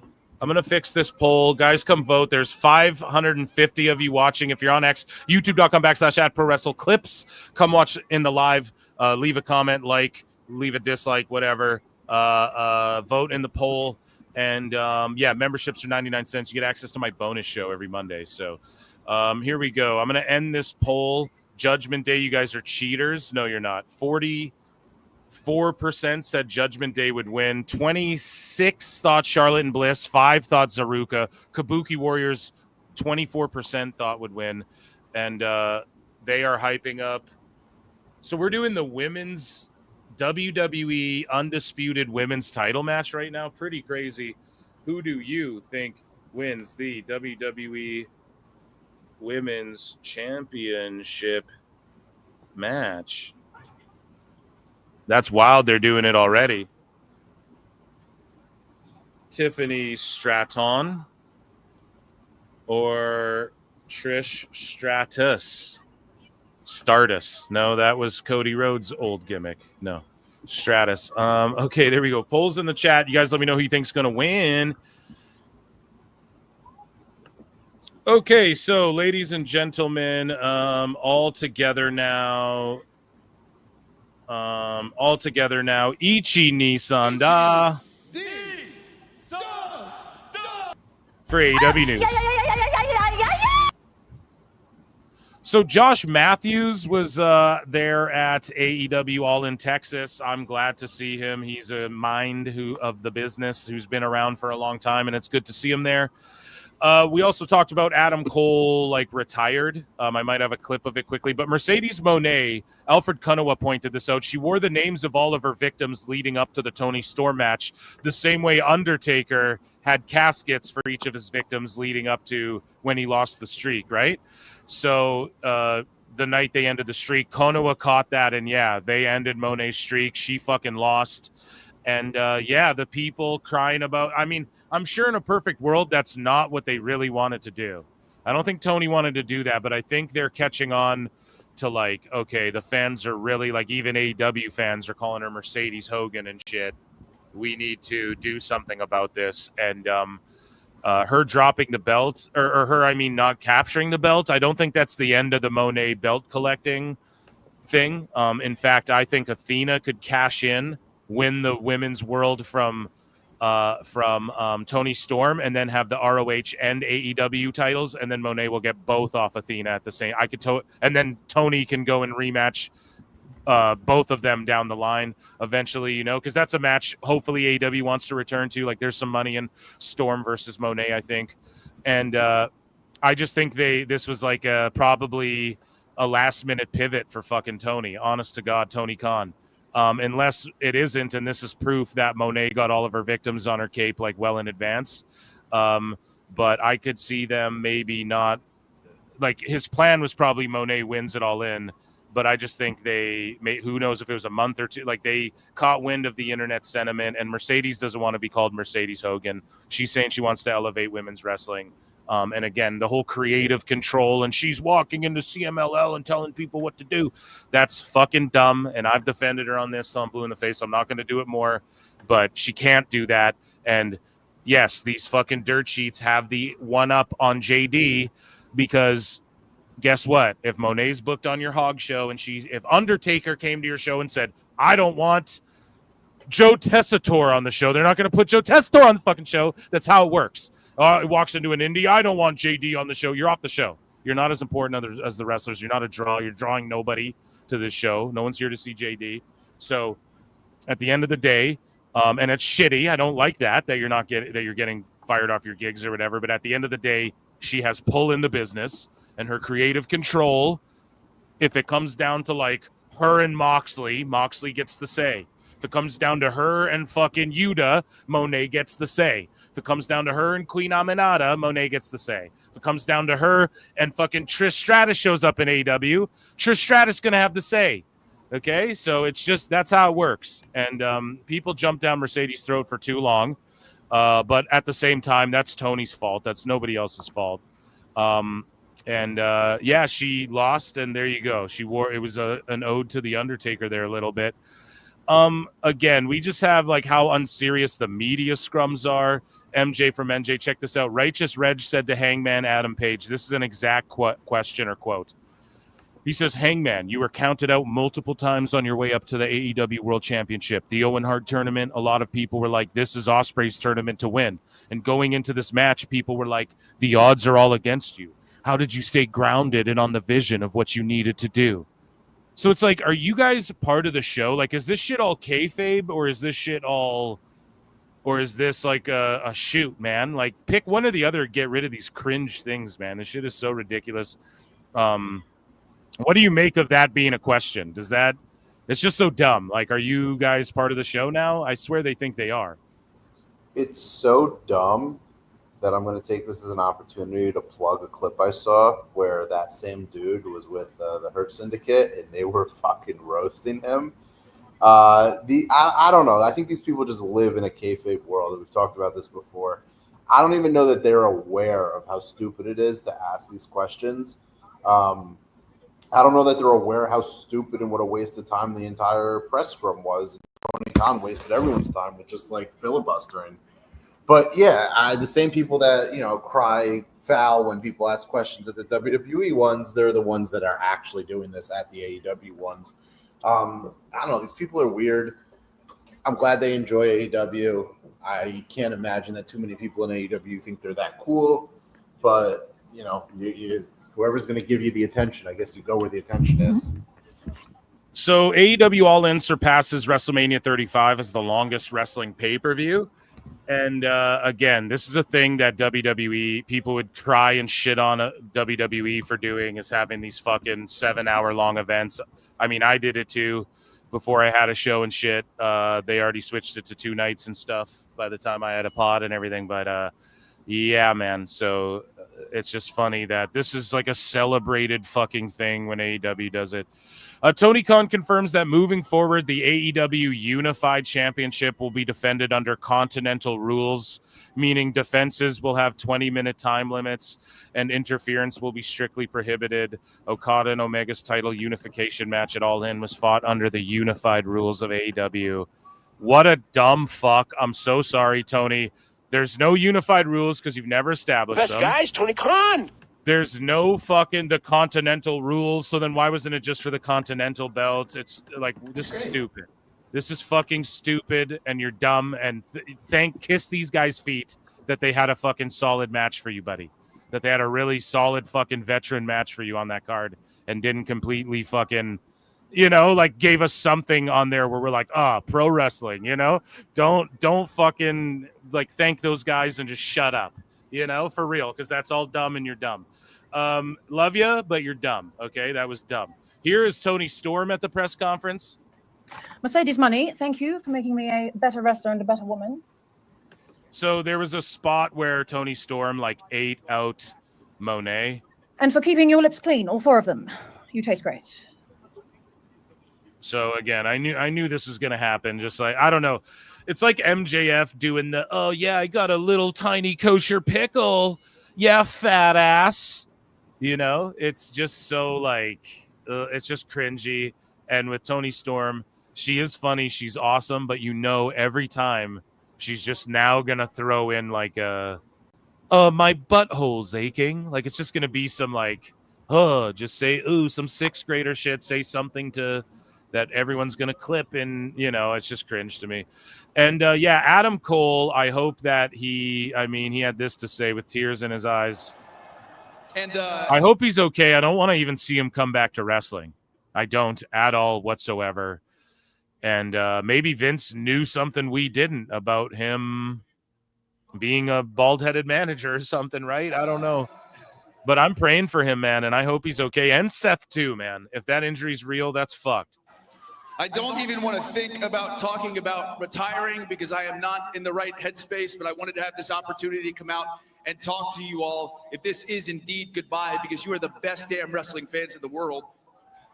It should just be goodbye, Adam Cole. Like, man, you're not going to get more peak than what you did when he first came into AEW. It was super fun, some of the shit he was doing. And in the black and gold NXT, like, bro, you did it all. And in Ring of Honor, you had great shit. You did it all, man. I have a lot to say about this Adam Cole situation. I just really hope he's okay, man. I really, really do. What do you have to say? Have you seen the reports that they apparently did not know he was going to be unavailable and or suffering concussion-related symptoms until Saturday morning? Yeah, he wrestled like 2 days before All In, bro. Or whatever, 3 days before All In, yeah.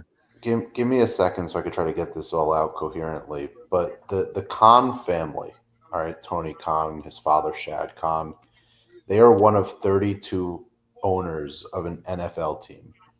Yep. There is not an organization in the world, professional sports related, that has more strict and is under more of a microscope when it comes to concussion related injuries, in so much that they pull players from the biggest of games because they take a hit and somebody says that didn't look right and they put them into protocol.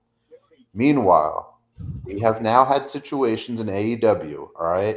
An accident is an accident, an exception is an exception, but you have multiple incidents where talent have suffered concussions, been allowed to continue working, been allowed to continue to take bumps to the head. Yeah. We've had incidents like Hook where the pro wrestling media and so-called journalists gaslight the viewers to say what you saw is not what you saw, and then get corrected by the talent. Yep. They did suffer a concussion. Yes. I've heard they have shit and like the medical in AEW. Allegedly. Shit. That's just what I've heard. I don't know. I'm not a dirt This sheet, but is- I've heard it's so bad that like This is something that is starting to add up that is unacceptable. It needs to become a mainstream story that an owner of an NFL team also owns a professional wrestling company that seemingly does not give one fuck about health and safety and concussion related injuries. Because you cannot tell me that nobody monitored Adam Cole. This guy had a concussion and was out for nearly a year, which he spoke about. They made it part of his return of how hard his recovery was and how he was disabled. And he comes back, and within weeks of coming back, he takes a buckle bomb on an apron that looked bad, then is put into a situation where he's taking bumps before this all-in match. There is no care for this guy. And it's objectively, as a fan of watching wrestling, all right, I don't want to watch a product where I have to wonder, am I going to watch this until somebody gets paralyzed or damn near dies for entertainment of people who don't care about their safety, despite being online pretending like they do. Right, and say what you will about WWE, but even Vince, like the safety of wrestlers was like his main fucking thing, man. Like that was a huge thing. Now, like way back in the day, everyone worked hurt, pal. Well, yeah, you had to. Like we're talking once it went public and shit, their main thing was, and that's just it. It's a private company, so no one cares. But the NFL has evolved. I bring up the NFL because, again, one of 32 families that own a team. All right. Did you know that that the Jaguars also failed with an F in a study done by ESPN? I covered it on the show for family, like a player family dynamic, as far as like, you know, after a Jaguars game, the Jaguars got to go to they got to like walk out in the parking lot and look for their fucking families, you know, like they don't have. You should look this up, MJ. You'll find it quite interesting. I covered it on the show. But they failed.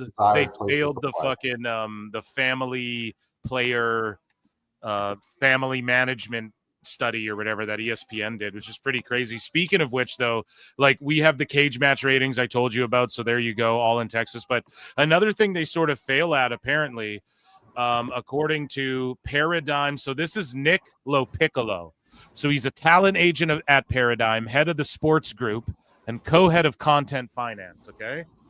And he doesn't directly represent CM Punk, but I believe CM Punk's with Paradigm, right? If I'm not mistaken. And I might be wrong about that, but either way, a bunch of wrestlers are represented by Paradigm and whatnot. And he oversees the sports or whatever.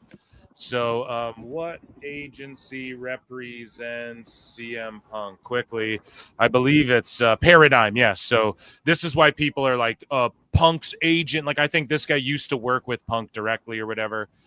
But he talks about how pretty much at one of these Full Gear events, and then I think they were talking about this most recent AEW show as well, comparing it. So we're going down a bit of an inception. Trishy and Tiffy are cooking, though. But AIR Gold put out some bullshit saying, like, oh, this guy represents Punk or whatever, and he deleted it because he's a dumb fuck. And Switchblade's like, and who do you represent? And then... you know why he deleted it? Because he's a fucking... No, because Nick responded back, thanks for the promotion. Yeah. Like, yes, I AR do Gold's represent very successful, talented wrestlers. Thank you for letting people know that I am an agent for wrestlers. Please contact me. He is a dumb fuck. Dude, he is one of the dumbest fucks. I'm sorry. I'm done making fun of certain people. He is a dumb fucking fuck.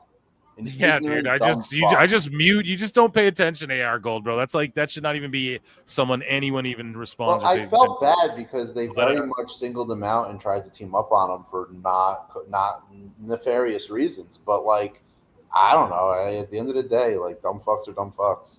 Well, I don't know. He's just a scumbag dude, and then people want to slime you. Like when you're slimy, people want to slime you out, dude. That's what you see time and time again. And the IWC is just mentally ill people, bro. And they're all fucking like there's a section of the IWC where they just all like they're not even doing wrestling anymore. They're just talking about fucking. They're all just trying to like expose each other, and they're all marks for themselves and shit. Can't fall into that stuff. Anyways, this guy says standing by this. So sounds like the dopes are finding out what people in the entertainment industry really think of AEW and are having a hissy fit. Okay, now I try to bring this to light to so many people. Okay, Tiffy landed on fucking Trishy's head. And she was all good, though. She gave Jessica Carr the Iggy. But that looked nasty. But, yeah, Tiffy is a full-blown heel. Everybody cheers her. And she defended her title. And that was a fucking amazing match, actually. I got to be perfectly fucking honest. But, okay, anyways, rewind. So, Nicola Piccolo responds and said, most in entertainment don't even know it exists. At Full Gear 23, they invited execs to the Forum. The Forum Club, which is normally always a premium VIP experience, had no food and bartenders, and we laughed at the cheap setup. Many left and never came back. What the fuck? Look at that. That's what Tony does. So look, we continue along. He quote tweeted and said, forget about leaving money on the table. TK didn't even leave food on the table for his VIP guests. So this guy says, I didn't go to that show, but it was a big show for AEW. If I recall, it was their first LA show. What a wasted opportunity. And Nicola Piccolo says, all execs love free stuff and exclusive experiences. Facts. Asking them to drive over an hour to Inglewood for Forum Club access, then delivering no food, no drinks, no curated access, and terrible seats is a missed opportunity at best and incompetent at worst. Okay? They're doing indie pro wrestling shit. They don't really know what they're doing in football either. Their dad Shad Khan invented the bumper for the modern vehicle and is now his family owns sports teams and shit. You ever see the movie Tommy Boy? Thank you, Trish Chance, ringing out as she may retire. That could have been her last match. I bet we get her at another Mania or something. But so Nicola Piccolo says, many of us brought kids to the show. I saw other execs get told their kids couldn't meet the talent. And when we finally got to our seats, 5 or 6 rows from the top of the arena, it was anything but a family-friendly section, and there was a death match. So, guys, this is what Hollywood, like, here, he says this as well. He says, the most valuable commodity to high-level LA execs is their time. You already burn 90 minutes. Guys, this is why elevator pitch is a thing, right? And I know this, too. When you have to pitch yourself or pitch to someone, you don't have all day to fucking do it. Everything's fast, and it's cutthroat, dude. Like, the way people cry about getting criticized in the wrestling business and denied and rejected in the wrestling business, try going in the acting business, dude. Try going to Hollywood and making it. Holy fuck. But he says, you already burned 90 minutes asking them to drive to Inglewood, find parking, and search for the right entrance. And then think about it. They get in there, and it's typically a VIP experience. They don't even have food or drinks for you, and you're trying to impress them. Now imagine they invited Kendrick Lamar to come to the show. You know what I mean? Like, how would they have fucking accommodated him? So anyways, Forum Club wristbands were handed out at a folding table nowhere near the usual private lot access. So the Forum Club wristbands were being handed out. So these VIP execs had to go with the regular folks and get their tickets. And I know some people might think that, like, oh, what are you complaining that you didn't get the rich guy privilege access? Well, kind of, like, why is Tony inviting these execs there? And then, because he doesn't want TV deals and shit like that, you know what I mean? So people got to understand, Tony really thinks that if Dynamite came on instead of Raw one Monday, they'd steal all their fans and then some. Dave Meltzer's convinced of that. These people want to be mainstream like the WWE. And, dude, Leilani Kai is in the fucking crowd. Amazing. But yeah, so at the end of the day, this guy just tells you, like, that's what it was like. So imagine this all-in show. Why would any bigwigs in Texas Like how, I don't know. It just shows you, I mean, this guy's speaking LA, and that's important because we're talking about the Hollywood and the mainstream sort of aspect to it, you know. But this is why people speculate. Metro Boomin wants some more in the crowd. But this is why people think that Chris Jericho wants to return to WWE as well, because, you know, he's in airports and shit. Lil Yachty, Lil Boats in the house. You know, people are asking Chris Jericho. Lil Yachty gets recognized, I'm sure, almost everywhere. You know, Jericho's in the airport and people are like, when are you coming back to WWE? When are you coming back to wrestling? He's like, I'm in AEW, you know? So, and they're like, what the fuck is that? And a guy did that on Jericho's podcast, MJ. A guy, I forget his name. He's like a famous singer guy. He has like millions of fucking fans online, I guess. And this guy was on Jericho's pod and he's like, oh yeah, so like when you coming back to wrestling? Like what's AEW and shit? He had no clue. And Conan speculated, you know, Jericho, and he knows Jericho. And he's like, dude, I think Jericho will be in WWE. He's like, it happened to me when TNA was the thing.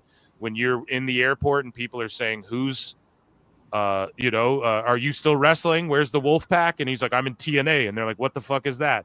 Jericho's dealing with that too, man. And he sees the business. You think Jericho and Fozzy wouldn't like to be doing shows in Vegas on WrestleMania weekend and being a part of Fanatics and all that shit? You don't think Jericho wouldn't enjoy making a new song with Fozzy, making it his new theme for WWE and having it be a number one hit record again?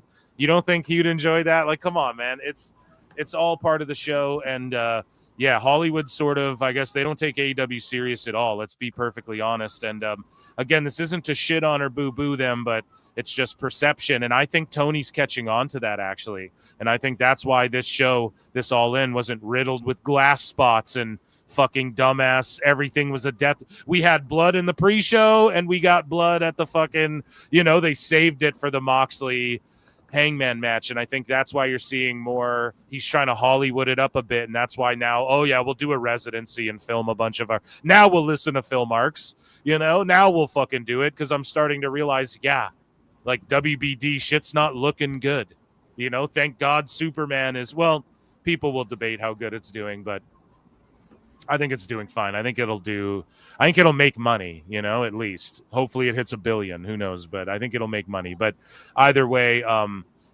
you know, we'll see how it all plays out. Like mid-2026 will be very telling. And yeah, like Tony, I think he's starting to feel on his back foot a bit, which is what I've been saying he needs. Never in his life has he ever been put on his back foot. And I think he needs that I think if Collision gets canceled, that's egg on his face. He'll never be like Rampage and Collision canceled. I don't know how they explain that, you know? So I think that he's going to get not desperate, but I think and let's face it, All In, they are focusing on their core guys, like doing all the shit your boy Phil said they should be doing for 2 years. And now he's doing it and the sickos are eating it up. This is the best. The feeling's back. Well, you're welcome. This is all you're trying to say that you guys need to do more of. And you're starting to do it. And hopefully, and people will say, oh, Hollywood doesn't take AEW serious. MJF's in a fucking, yeah, there's outliers to everything. There's people with fucking their hearts born outside their chests. We don't discuss the world as though everyone has their hearts outside their chest. You guys get what I'm saying? Yes, MJF's an outlier. He's a star no matter where he goes in wrestling. The guy's going to be a star, right? It's like Blake Monroe. She's going to be a star. AEW, WWE, doesn't matter.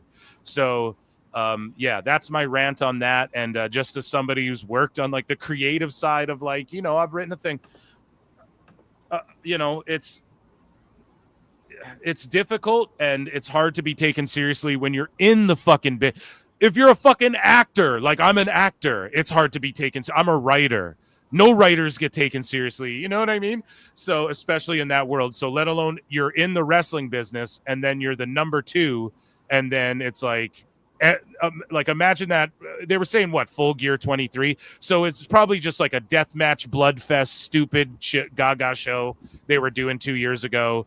You know, it seemed like every month they were having some fucking bed of nails, something exploding in someone's face or something.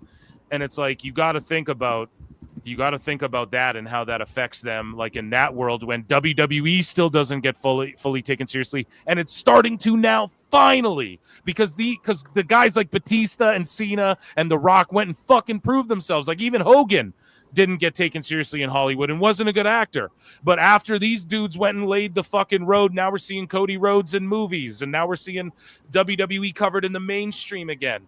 And like, if you want that AEW, if AEW fans really want that shit, you're going to have to listen to Phil. You're going to have to bite the bullet and do. Tony Khan's starting to, I feel like, hopefully, maybe this is just wishful thinking, but I hope he's like feels like he's on his back foot a bit. And I hope he's feeling a bit of pressure for once in his life to like actually come through and do something and get this shit taken seriously, you know? I didn't like the spot with Hangman in the triangle choke, like stabbing Moxley in the head. I thought that was stupid. That was dumb as fuck and unneeded. That being said, though, at least they saved it all for the very last match of this big, huge pay-per-view. Like, let's face it, if Punk went out there with Rollins and in the main event of Mania Night 1 for the title, they're in a cage and we get a spot where a screwdriver hits a dude in the head and he's gushing, we'd all be like, this is fucking crazy. You know what I mean? And it's the fact AEW does it all the time where, it's hard to give them the pass, but at least they saved it for the main event. If you isolate that event alone, and hopefully that means Tony Khan's waking up to the shit, and hopefully he's improved the executive experience over the last 2 years. You guys get what I'm getting at? That's my rant on it. What do you say, MJ? Anything to add? I think more now than ever, I am noticing that AEW is catering to their hardcore audience. I mean, take the stuff that we saw in the Monet Tony Storm match, the comment that you just played from Tony Storm at the press scrum. That is very, very specific for a very, very targeted audience. I don't know that AEW has an ability anymore. And this is not a good thing for AEW, but this is a reality. All right, they have an audience that absolutely hates that WWE is successful. So how does AEW pivot to being successful like WWE? They can't. They have to separate. Right. Yeah. And in order to do so, you have to do things like bring in sponsorships, like really try to cater to Hollywood in order to develop the relationships you need, in order to develop the partnerships you need. And in doing so, that would be directly opposite what their fans seem to either want and or rather hate from WWE. And it puts AEW in a very, very tight spot. And this is years now of kind of been boiling or coming to a boil now. But I think that's a problem for AEW's ability to really grow. And therefore, it may just be destined to be this niche product like the agent was saying, and I don't think that's a bad thing. But I think that requires a change to how they perceive their kayfabe world. Yeah, they're not on this level, and they will never be on this level of WWE. And also not to interrupt, but think about how they fucking blew up. Like in that LA show, they fucked up and blew their shot with a bunch of people probably in that moment as well. That's what you don't understand. Like it's so cutthroat a lot of times. Like that someone could have came to that show he invited and got no food and drinks, who's going to be in charge of very important shit for the next 8 years. And Tony just fumbled that. You know what I'm saying, MJ? Like that's the problem. You get one shot a lot of times, you know? Like Eminem says, one chance to make a first impression, right?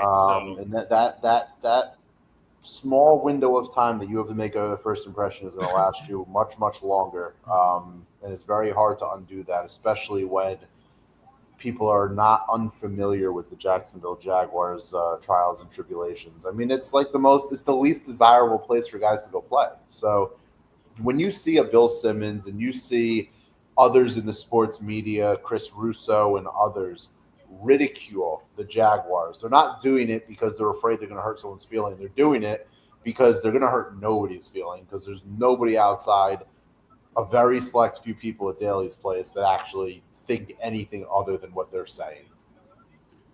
Ladies and gentlemen, that was AEW news. I'm going to go watch this final match. Phil, I'm very impressed. You went all weekend.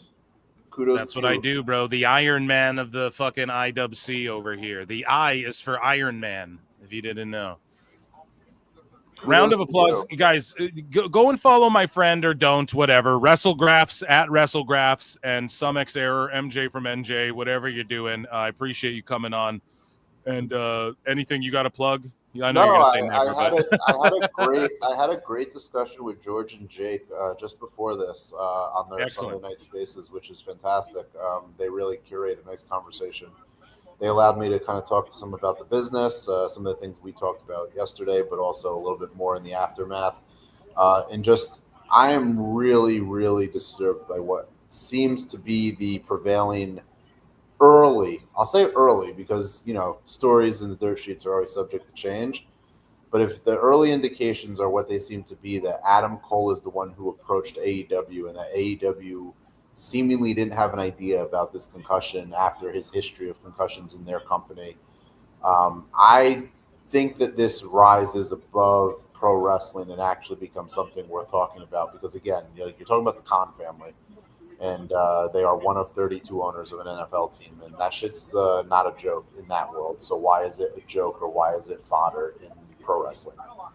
Yep. There's no checks and boundaries and checks and balances. And I'm sure we'll talk about that more on Wednesday as well. And so yeah, I'm gonna send you something, and if you feel it's appropriate, please free if you to cover it on Wednesday. Please just DM me stuff like anything about sort of what you're talking about with the Adam Cole situation. Even if you want to write a little excerpt, even DM that shit to me or whatever. And I'll cover it more Wednesday because that's like when we're watching Dynamite and it's more topical, I think, and maybe even some more information will come out before then. You know what I'm saying? It goes beyond the Adam Cole thing. Is the camel that breaks the straws, the straw that breaks the camel's back. It is a camel. Also. It's the camel that power bombed him on the fucking apron head first. But Not to be. Come on, guys. This is something that again, accidents are accidents. What happened with Seth yesterday, what we saw happen with JD McDonough when he had the flip, right, and that was an internal injury. Accidents are accidents, exceptions are exceptions, but when you see a noticeable pattern and you can start to point to multiple examples of things that that doesn't really pass the smell test, all right? And I'll give you an example. AEW is known as a place that if you have had to retire for previous neck or head-related injuries, that you will probably be cleared in AEW. Yep. And we watched Daniel Bryan wrestle for a year, having some of the most intense matches he's ever had, while he was telling us that his neck was as worse as it's ever been. And Saraya was there too. Saraya, Shibata. And if you look at the controls in place, all right, between talents being told to protect themselves, Adam Copeland jumps off a cage, breaks his leg at the age of 50. All right, a little different to recover at the age of 50 than 25. Adam Cole comes back from concussions and is taking buckle bombs on the apron, or whatever. I guess they're apron bombs. This is no longer something that is isolated. This is something that has become a systemic thing and is not a flaw. This is a feature. AEW features death-defying stunts.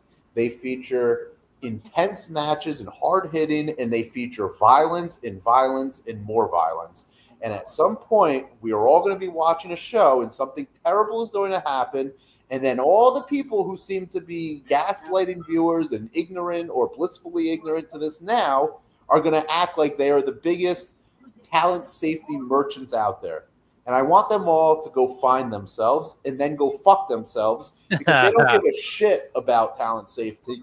They give a shit about playing to a base that gives them money and subscribers and views. And at the end of the day, you're either about it or you're not. And this thing about Adam Cole is just the straw that breaks the camel's back for me, because there is no reason he has to go out this way except for the negligence and the lack of monitoring of a situation with a talent with a history.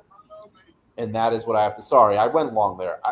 No, that's fine. Fired up. Like, it's fucking bullshit. No, that's fine. And I was just gonna end it by going, and that, ladies and gentlemen, was AEW news. That is more than guys, Tony AEW Khan. news. This should be wrestling news And if I have an ability to do anything in this space, I'm going to make sure that it rises to some levels of attention because it's just fucking trash. Yeah, dude. Okay, MJ, I'll let you get out of here, brother. Thank you for coming and dropping bars. I appreciate you. I will see you again soon. And yes, send me shit about Adam Cole for the Wednesday show. And if you'd like to come talk more about it, you're welcome to do that. Round of applause, chat, for MJ from MJ. Came in and dropped bars. Speaking of dropping bars, dude, Jade Cargill grabbed that camera and smashed old girl over the fucking head here, man. You know what I mean? Dude, this match is crazy. Then she chucked that shit. This match has been cooking. I think Evolution and Tiffy and Trish cooked. I think this has been my favorite card of the weekend. Oh my God, drop that fucking toolbox, dude. That's frightening. I think this has been my favorite event of the weekend, without question.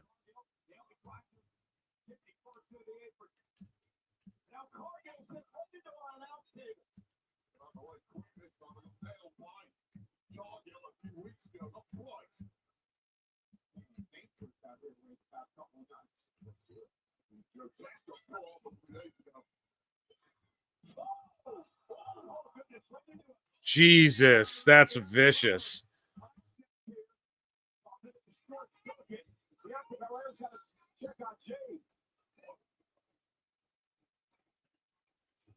Holy shit. Holy shit. Bianca's a good ref too, isn't she?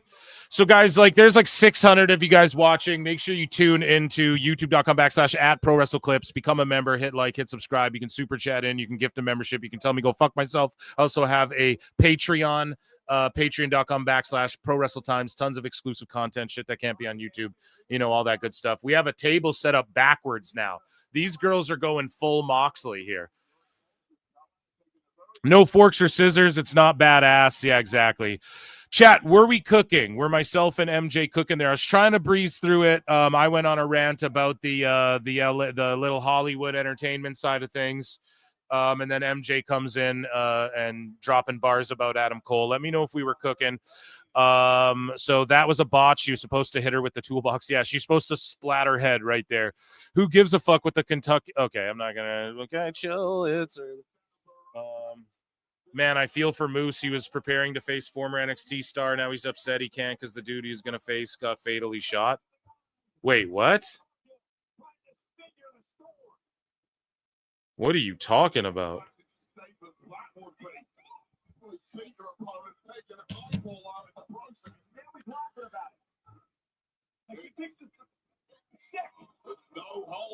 Good shit, bruv. Cook so hard. Northern. Wait. Where's the, what do you mean? There's yeah, he was supposed to, oh.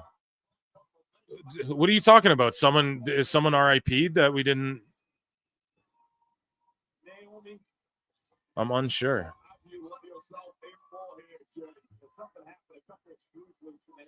I'm unsure.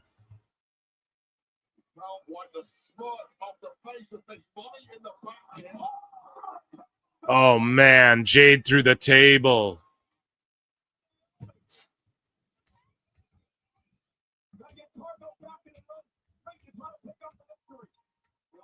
Yeah, Hughesy's in his fucking theater watching this, but he's like, that. This crowd's insane. We're like DMing.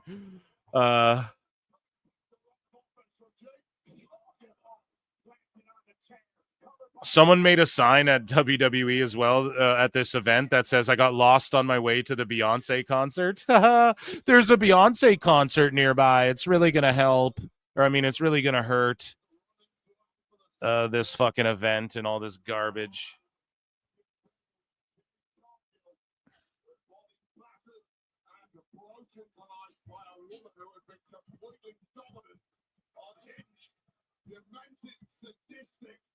Earlier that Cargill's got the title opportunity at SummerSlam already 3 weeks away, but you have to wonder what a loss is so far to a bitter enemy Naomi would do to her psyche heading into that match. We've got a psyche. I'm more concerned about the body. Now she's talking shit. I don't know if this is match of the night. Tiffy and Trishy was real good. I know we were firing off news, but it was such a good match. I think this is my favorite event of the weekend.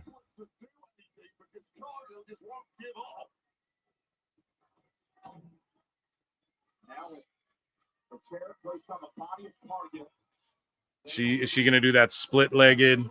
Oh, Jade. I mean, Jade's been solid in this match.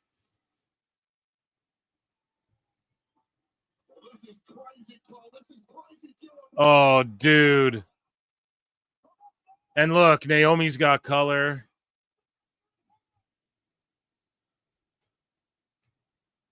Oh my God.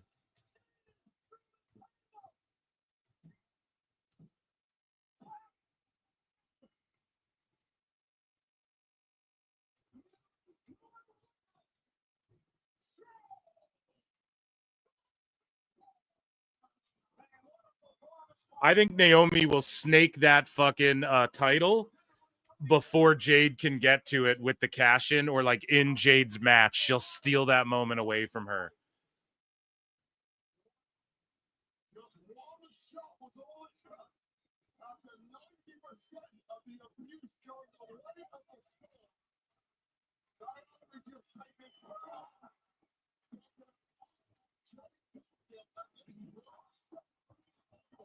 Yeah, the women brought their fucking A game for this show. I think this is my favorite. And look how good Jade was this match.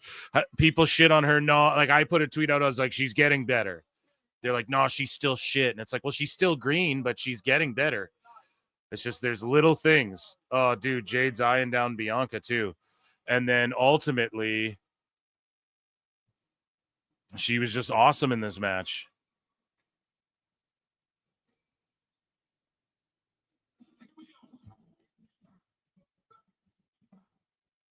Like, obviously, Naomi led her through that match as well, but like,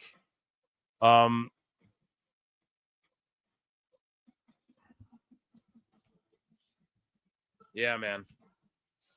Great shit, pal. I think that was great shit. And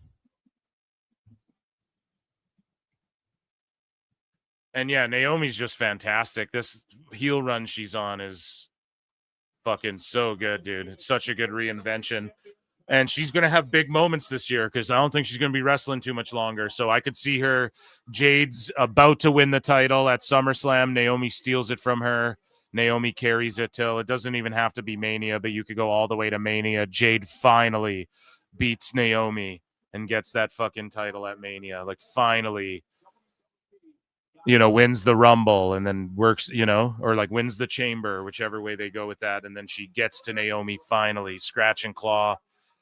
And then, and then we'll see. I love that. There's an Evolution post show, so Triple H will talk about the entire weekend. I'd love to check that out. I'll check that out for sure afterwards. 600 of you watching. Yeah, become a member, subscribe, like, share, all that, all the YouTube shit, guys. And yeah, I appreciate your support and everything you guys do. And yeah, memberships get on my bonus show, and I have a Patreon as well. We've done some tremendous hot news here today already. MJ was in here spitting. Yesterday was a 9-hour show that I thought was brilliant the whole way through. And yeah, I just thank you guys for coming and hanging out with me. This Evolution show, I think, has been my favorite of the weekend thus far. I mean, unless this Battle Royal shits the bed, we have a Battle Royal and we have the World Championship. So unless those matches shit the bed. And then on Raw, we have a gauntlet match, dude. Punk. So member show tomorrow. We're going to watch this. Punk, Jay, LA Knight, Penta, Breaker. Gauntlet match. Winner goes to SummerSlam. Come on. Come on. A Battle Royal. Here we go. So chat, I'm just going to write in chat. Everybody, don't say anything. Put your fucking prediction right now who you think. Who do you think wins the Battle Royal? Everyone put your predictions in right now.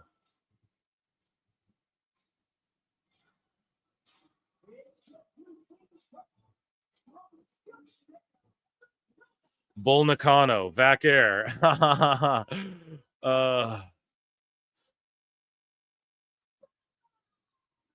Junito Valadon, man, thanks for being on the middle with your takes. It's a fresh perspective. Yeah, and I roast myself, fence sit and Phil, but here's the thing.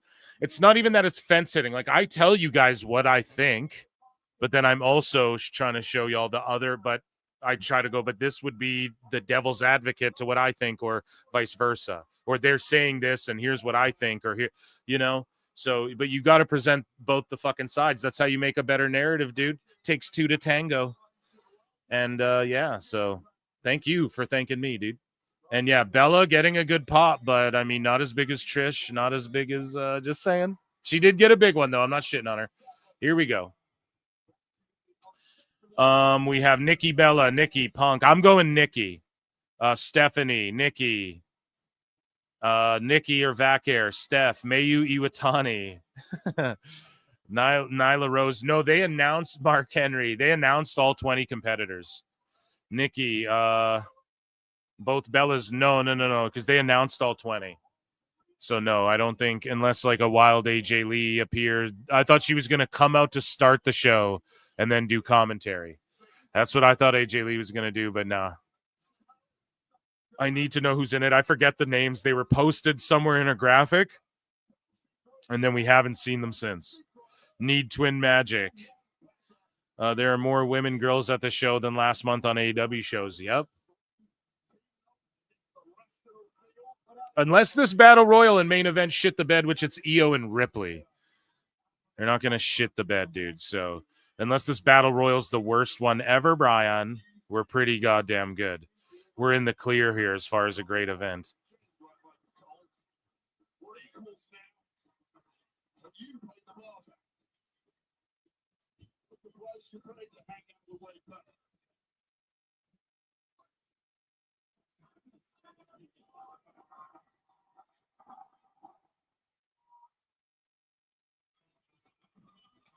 Entrances continue for the Battle Royal.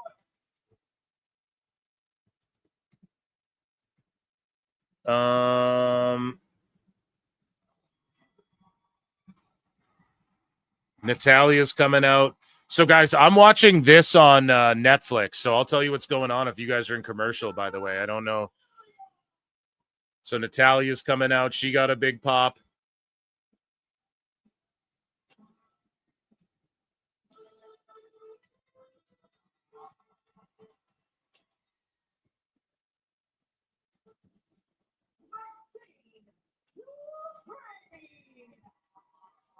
Maxine Dupree, she got a good little buzz there. She's coming out not to Natty's music or any new music, by the way. Jada Parker, she gets a good reaction. Oh, yeah.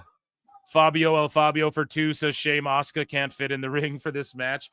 Man, fuck you guys, but she is wearing a bodysuit and shit now, so there's a good chunk of people saying Jada Parker. Oh, man, Lash Legend getting a big pop. They need to bring her on the main roster. Her and Jakara should have went to the main roster and won the tag belts, and they'd be so over. No commercials on Peacock. Well, there you go. We're getting all the entrances. Lola Vice, big pop.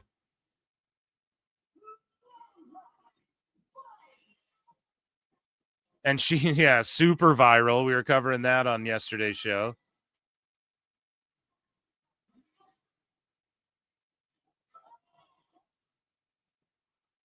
Zelina Vega. She actually got a good reception. Thank God, because she never does, dude. And this is why. She's on SmackDown, and her song sounds like the SmackDown theme. And look, she's doing this. I'm dark and twisted, spooky. How long? And look, I'm heel. No high fives. That's what Zelina's doing. How long till she's with Aleister Black? Over, under on months until she's with Aleister Black. I'm telling you guys that for a fucking fact, man. They're going to be together. She's going to be managing him on his heel run now that he's turned heel too. She's turning heel. Spooky group. Kalani Jordan, she doesn't get a huge reaction, but again, with Izzy Dame coming out, or is it Tatum Paxley? So she's in the culling? Wow. Oh, so she's like officially in the culling. That's fair enough. George Capture for 2 says Mrs. Marks for the weekend W. That's true. That's true. I'm the champion around here. Tatum is ridiculous. Yeah, everyone's got their faves, bro. $8 Peacock Gang. Yeah, I'm in Canada, so we got Netflix. Dude, BFAB getting a good pop. Shout out BFAB. Now, you guys know I'm a big proponent of BFAB. Like, I like her and her position on the roster, and she has improved tremendously. And Michin getting a big pop as well. Pretty decent.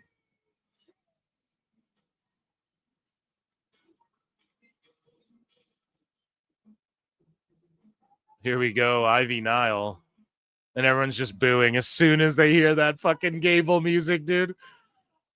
Her gear's dripping, though. Oh, she's got that fucking Americana gear. Like, she's dripping. Look at that gear, chat.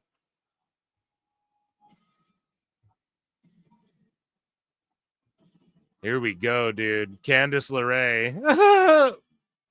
She gets like 0 reaction. I'm sorry, dude. I was a big fan of her on the indies and shit. You know, her and Joey Ryan were the world's cutest tag team. That was the thing. Here comes Nia Jax, who I think is everyone's like favorite to win this. If it were a shoot, brother.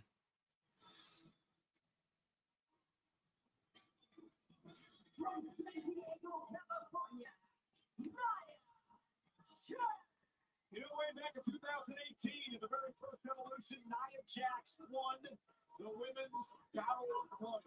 And she do it again tonight to earn a championship opportunity. Nia just fucking. I love how it's like a tunnel they're coming out of too. God damn. I know that it's the same setup from SNME, but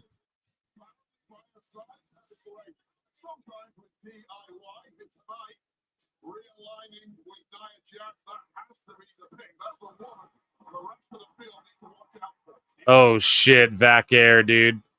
The lightning hits. Listen to the ovation.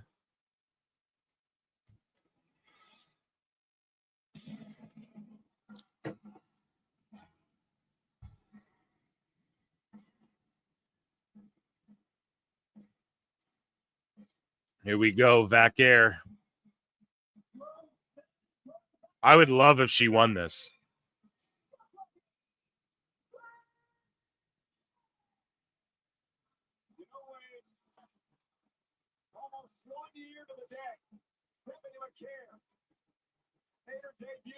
She's so over, dude. Fuck yeah.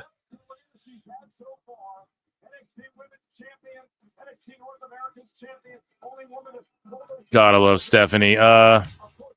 Honestly, I love Nia. Just give me 15 to 20 seconds. Can't have that smile, Steph. She's the top. Vac Air needs to dominate. Yeah, and 626, man. Shout out your pooch, man. You dropped a pic in the Discord, the little cutie.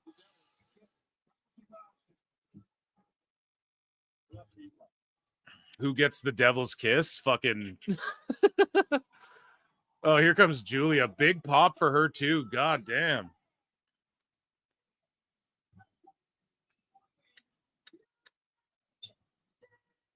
Nia versus Asuka will collapse the ring. Dude.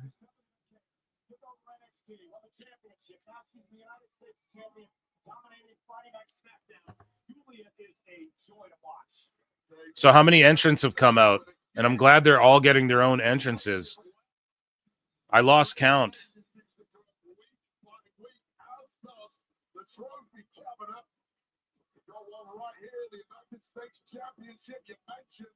I feel like something big's got to happen too, just to try and steal the headlines away, or maybe like Triple H is going to do his post show talking about the whole fucking weekend as well.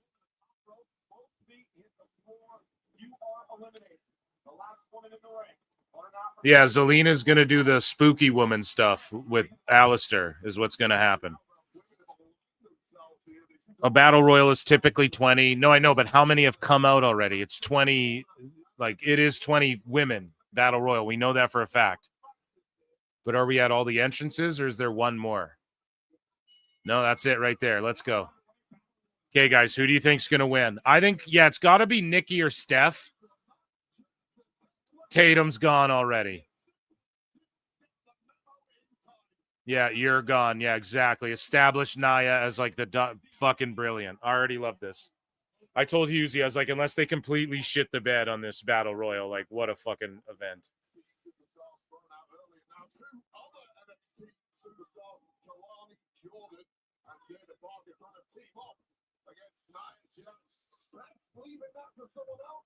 And Kalani Jordan now on the apron, knocked into the NXT Women Izzy David Tatum Paxton, who were eliminated.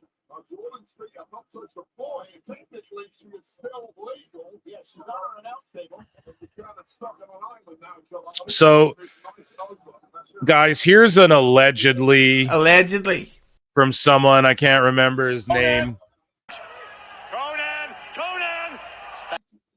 That maybe possibly that who might work in and around WWE, but there's completely convinced that now that Meltzer and others are just lying about WWE's business blatantly. We knew that. Apparently, Evolution tickets had been selling slowly, but well by any metric, for what, and especially for what they anticipated. Kalani doing some crazy Royal Rumble type shit.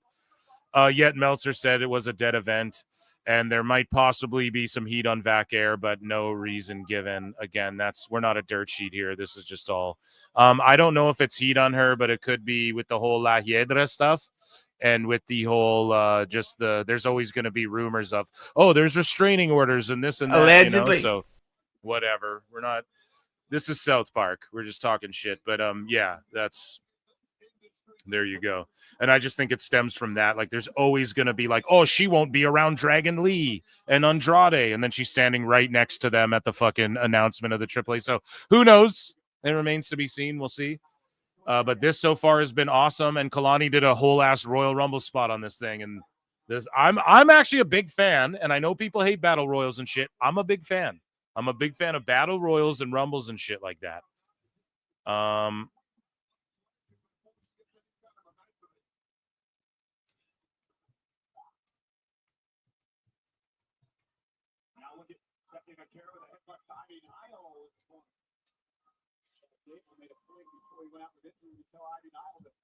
Back elbow from Niall onto Stephanie.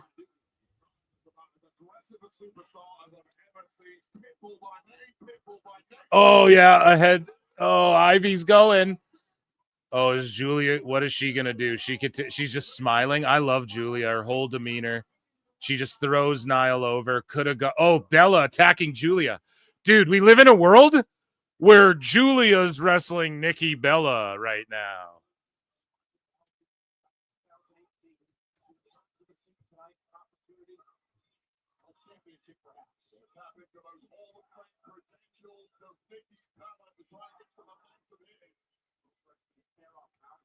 They're chanting Nikki Bella.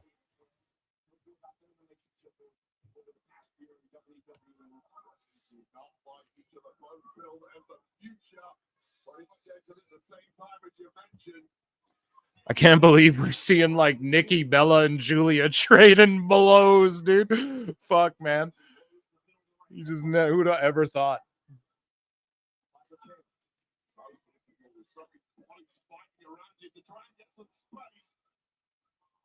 Julia got to get rid of those braids. I disagree. No one else has them. She looks super unique. Well, I guess you got B-Fab back there with the red ones. It's got to be hard for women to find their own unique hair color and style. You know, that's the key thing that all women's wrestlers have to do, you know?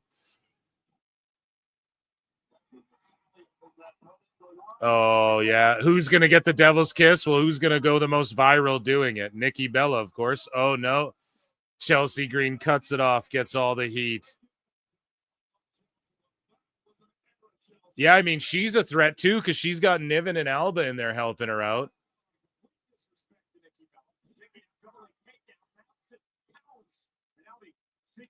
Could Chelsea Green versus Nikki Bella be the feud that they go to in the interim because Liv's hurt?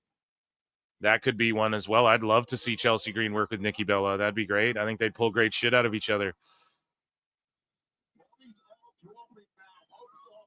Oh, dropping the straps. Maxine dropping the straps. Doing the worm, dude. She does too many. You're doing too many. Okay.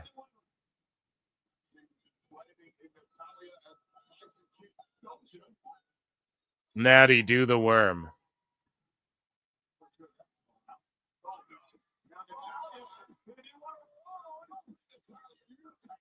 What is Kalani doing? That's just confusing what's happening now. They're doing too much. Okay.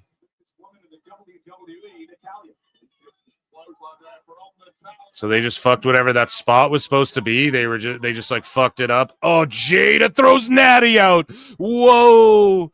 Whoa. Liv and Io? Wait, yeah, sorry. Who was Nikki supposed to fight on this card? Wasn't it Liv?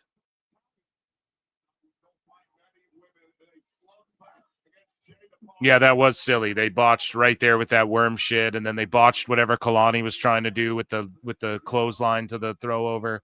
It's okay. They'll get it back. It was Liv, yeah. So they were gonna do Liv was gonna beat Nikki Bella on this show.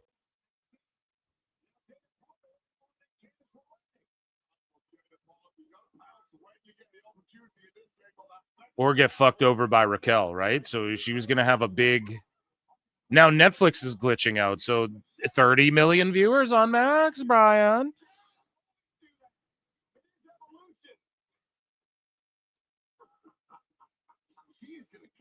I spent $37 for 2 Superman tickets. Lucky. Tickets are fucking hella expensive.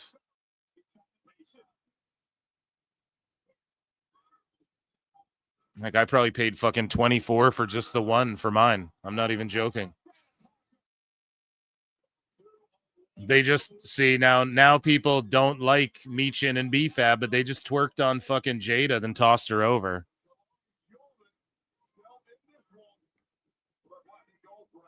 Oh, Kalani. Oh, Candace. Well, okay. So is Candace going to go to NXT? You know, like what happened there? There's got to be something more that comes of that. Oh, Lash like picking Nia up. Oh, pump kicks Nia.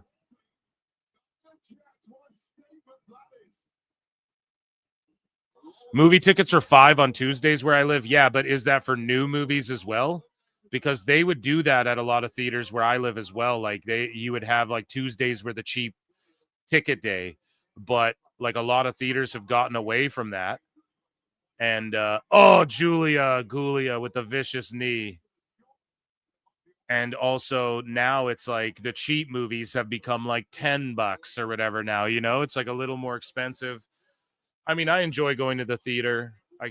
Oh my God, don't do shit like this on the apron. You're going to fucking drop Zillion on her head or something. But yeah, take advantage of that. The movies are awesome, dude. And Superman's awesome. I'll talk about it. Guys, I have Squid Game and Superman shit. It couldn't come this weekend. I had so much streaming to do. And then today I got to stream and edit and shit. Then tomorrow I got to stream. So I'm going to work my ass off tomorrow to get my Squid Games and Superman shit up like through this week. Okay. You will hear my thoughts on Superman. You will see an awesome Squid Game Ultra review I did as well. Piper just fucking tosses BFAB.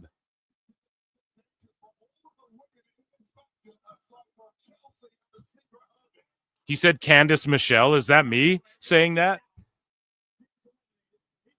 Did I say that? Because I loved Candice Michelle growing up. She was like my crush, you know, in her era, one of my crushes. But and like Christy Hemme and shit. That was a good era of divas. But if I was saying Candice Michelle, I apologize. I meant Candice LeRae, but oh, Michael Cole. Okay, yeah. Because I was gonna say I've definitely. You get to a point where it's called like I forget like the lumbar number or whatever, where you can only remember X amount of names and then you start shitting some out. For sure, I've done that in my life, dude. For sure, I'm the worst with names, like legit in real life. Oh my God, a crucifix bomb. Oh, Zelina's oh.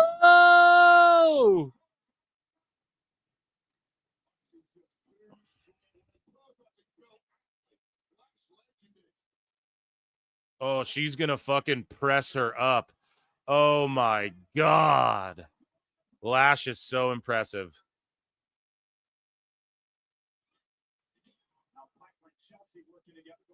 So we're down to Steph, Lola. So they're just pushing Lola to the moon, which I told you guys they would, which I told you guys when she first got signed to WWE.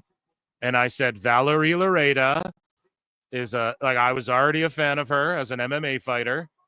Oh, and Nikki just throws over Alba. And I'm like, she is going to be such a good, because she's a shooter, but there's like I've shown y'all the video, right? Like she knocks out a chick in Bellator and then she's fucking dancing like she does in WWE after, and the crowd's going insane. And she goes, she has a good social media following. So when she signed up to WWE and was like, I want to be like The Rock and shit, it was like amazing. People were already saying, yo, the UFC needs to get this girl and market her and stuff. How much better to go into to get out of shoot fighting, she doesn't have to get fucking punched in the head for real, and she can do this and be a superstar now. So fucking shout her out, man. And they're pushing her tremendously and in AAA as well. Oh, see, she's getting the moment with Bella. Stephanie's gonna hit the devil's kiss on fucking Nikki. I'm willing to bet. And this is called getting the rub, kids.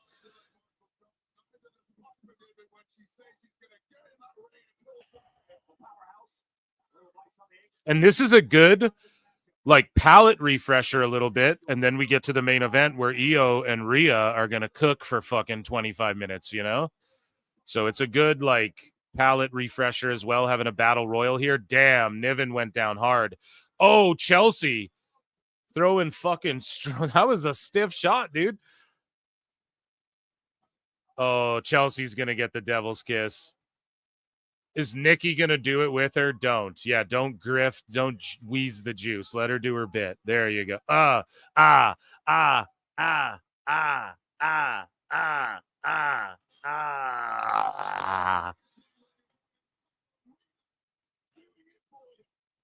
The cringiest are these goofballs in the IWC who are who will sit there and go, scissor me, daddy ass. But then they think it's cringe for people to go, at the Stephanie thing.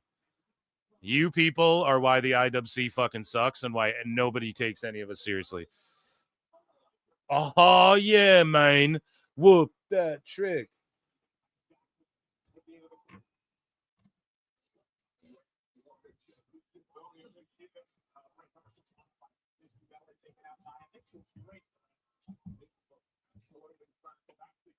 Here we go. Big power slam to get. Oh, Nikki's on the apron. It's getting close.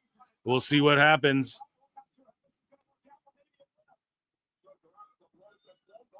Oh, the big boot. Does anyone remember the jumping bomb angels? Certainly do.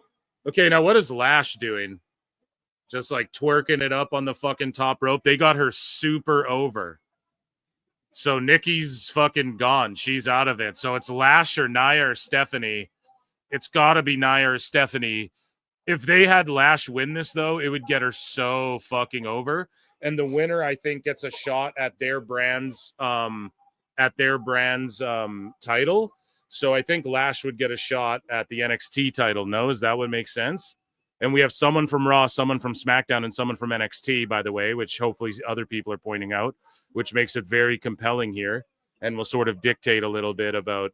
Or what do you get a shot at if you win this? I totally forget. I totally forget. If Lash wins this thing, oh, Nia's gone. Oh, my God. They might push Lash to the moon. Now, when they release Jakara and not Lash, okay, they're going to push Lash to the fucking moon. You know that. You already knew they were going to from the reaction she got on SmackDown before. Apparently, people were really impressed and have been with her through and through. At the Performance Center and when she was on SmackDown a couple times there. I'm just surprised she didn't win the tag titles with Jakara first and then go on as a singles star, but it's not going to deter her, right? Super kick, boom. Yeah, so a title opportunity at Clash at Paris. So it's either going to be Stephanie gets the winner of tonight's match and does a stare down with her at the end of the show. Right? Or it's going to be Lash Legend wins this and I guess calls out JC Jane or Jordan Grace, and we get an NXT Women's World Title match on Clash at Paris. I think we're going to get Stephanie winning. I think we're going to get Stephanie winning this, and then she's going to come out at the end of the show to stare down Io or Rhea. And I'm predicting Io. Ah,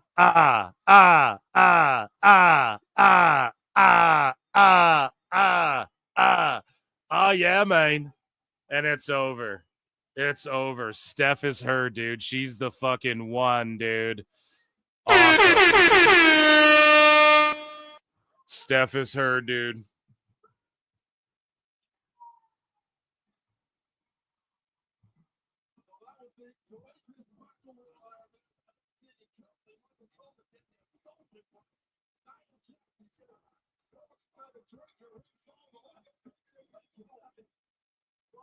Oh, hell yeah, dude.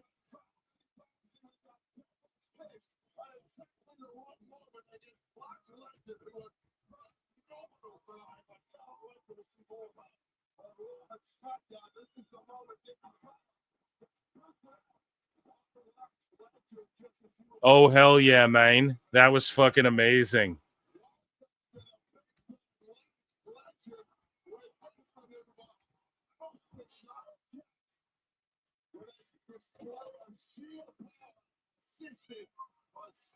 Yeah, Jordan Grace got a bloody nose. It's not broken, but she's just like, you're so fucked, bitch. She posted that on Twitter about Blake.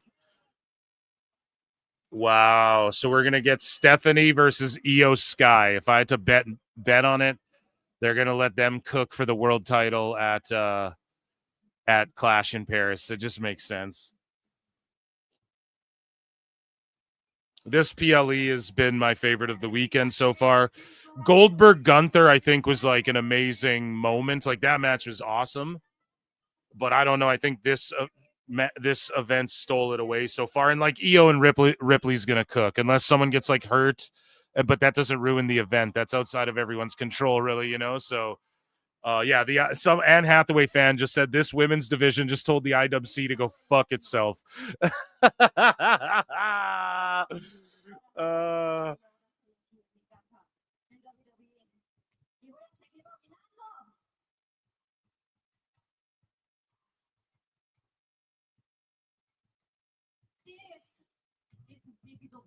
English is not my first language. It don't have to be your first language. Ah, there you go, dude. Everyone pops for that. English ain't my first language. Wrestling's my first language. And everyone, before me and before us, because for that reason, now we can make history. We got to, I think we're going to get Io and Stephanie just put on a fucking banger. So if I locked in Rhea, no, I switched it and locked in Io. Yeah, I'm glad I did. I think we get Io fucking and Stephanie just tear it down at Paris, dude. And the crowd's going to be, they're going to be fucking nuts, dude, for that match. Thomas Morford too says they're going to push Steph to the moon. Yeah, it's clear. I wouldn't be shocked if, like, I don't know. I'm not saying she beats Io, but I wouldn't be shocked if by Mania she's like winning a title, like a big title, World or WWE or something. And then to have Stephanie McMahon out there being like, "You're a winner." I just love Steph. She should have been on commentary. I think she should have done commentary. I think that would have been awesome. That would have been amazing. Just as the third one, just a third person on the booth, you know, and she's just there. I think that would have been better. That's my only critique would be they should have put Steph on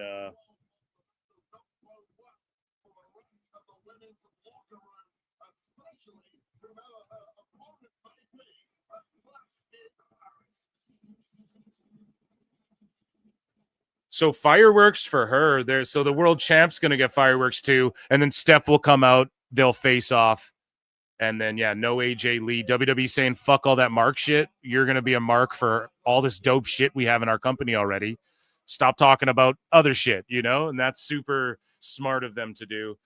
Over 400 watching on X. Guys, consider clicking the link and coming and hanging out on youtube.com/@ProWrestleClips. Hit subscribe, hit like. Total viewers, we're at like 600 damn near. So on YouTube and X. So come on over if you're on X to YouTube. Hit like, hit subscribe. Consider becoming a member. Get access to my Monday shows. And yeah, I have a Patreon as well. Appreciate you guys. You can gift a membership too if you're feeling generous. But yeah, this has been, I love that Dave Meltzer talked all that shit, and I feel so vindicated and validated in this show was a success. And I mean, the perception of it from the fans already. We know Rhea and Io are going to crush. We already know. That just goes without saying. So, and they're already so over. So it's like, this is a fucking massive success, I would say. You know, unless somebody pulls their pants down, shits in the ring, and then someone dies in the ring right after.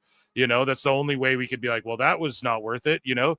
Otherwise, this has been like a banger. Crowd's white hot, front to back, legends. And I think this was the event of the weekend, in my opinion.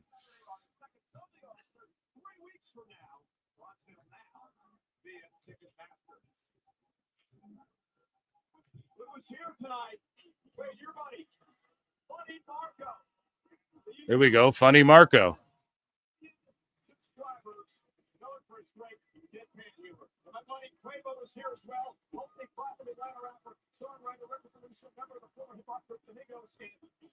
Cuervo! Dave's gonna be so triggered. Oh shit. Oh shit.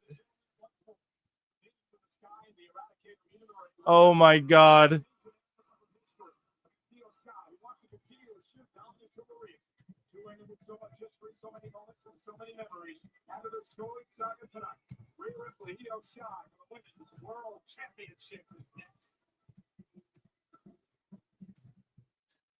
Oh shit, Dave is gonna be extra mad because Cuervo in the building supporting women's wrestling. Let's fucking go, Cuervo. Dude, come on, man. Come on, man.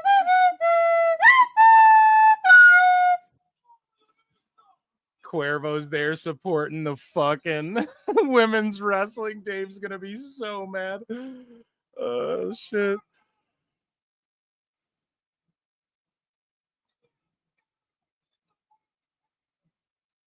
Richard O'Brien for 5 says this event shows that the women deserve their own show. I mean, I think if you're good at doing all women's PLE, then why not do an all women's show? Well, where's the all men's show? I don't know. Don't worry about it, you know? But at the same time, I think keeping it, I say just for now, every year do an evolution. And then if it's a success for the next few years, do a women's show. Maybe a weekly show for Roku and YouTube or whatever, women's only, or what does Evolve on again? Tubi and YouTube exclusive women's show every week. Or maybe, I don't know. I think what made this so special is that this was the women's night to go and be like, we're going to go fucking shine. Like it's their moment, this one moment. If it was every week, then maybe it would get watered down. So you guys know, I'm a big fucking proponent of women's wrestling. And yeah, I'm just very, very pleased with this event. Although like I am a dude who like, if this was 5-10 years ago and you were like an all women's card, I'd be like, you know, I'm not going to lie. Everyone was like that.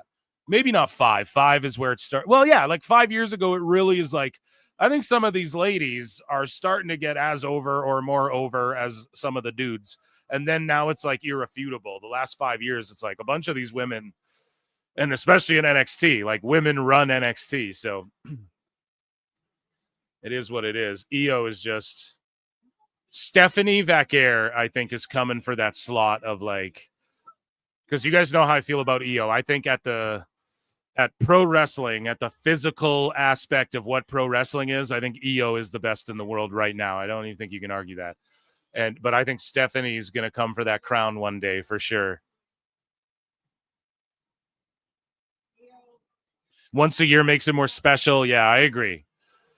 Rhea and Vac Air have the star power to carry a weekly show for sure. And Julia and Asuka and everyone. But it's just, then are they off Raw? And then do a bunch of people stop watching Raw because their favorite women's stars aren't on it? That's the question you got to ask. And then does a bunch of the fan base go, oh, why is there no men's only cards? So I just think once a year for now. And then let's play it by ear, chat. Good things take time. Great things happen all at once. You know what I'm saying?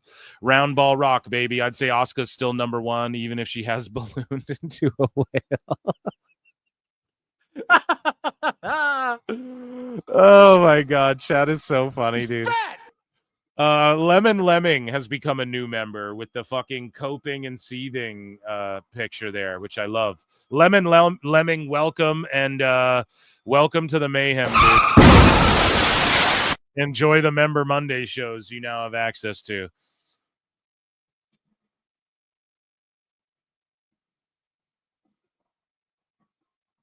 I literally seen Pete name in other channels comments he literally causing issues. No, he causes no issues over here, right? Because that's what he wants. Like, he just wants everyone to like to just like freak out. No, you dumbass idiot motherfucker. So you don't do that. You just like explain with logic, and then it makes for an entertaining show for the listener because they can maybe hear shit from a perspective they haven't, you know?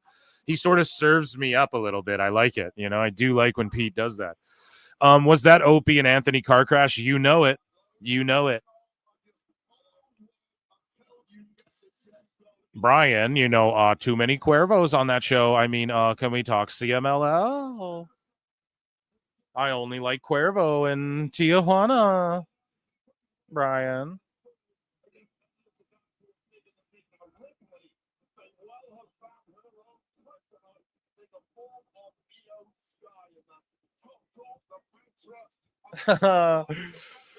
So good.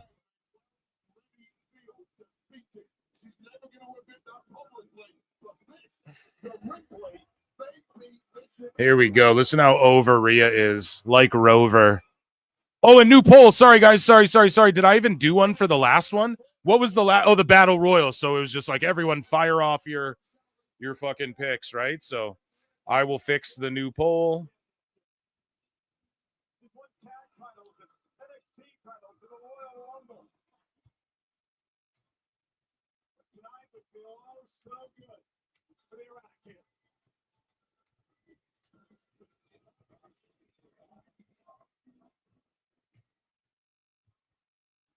I eat, sleep, breathe. Io Sky's music is like one of my favorite themes of all time in WWE.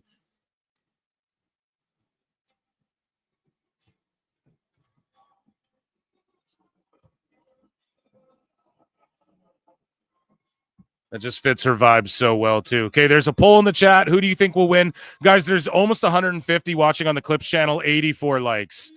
Guys, I'm so sorry. Joining us now on the show, a very special guest, Chris Jericho. I look and see it's not just me.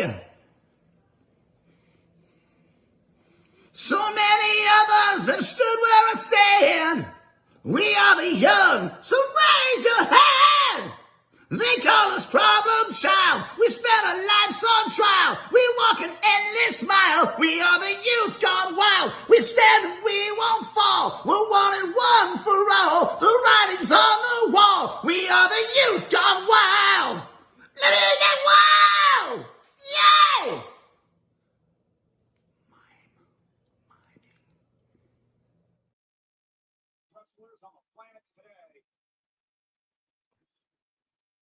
There you go. Why? Why did I play that? Because we didn't get to 100 likes on the Clips channel, fools. It helps the algorithm. Got to run those up. Why? Just make sure you wash your hands. Uncle Dave studies. My eardrums have AIDS now. Study and learn. My fucking ears are bleeding.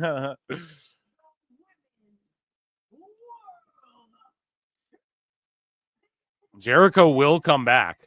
If we don't, he's around here. Okay, here we go. It's big money time. Big money match time.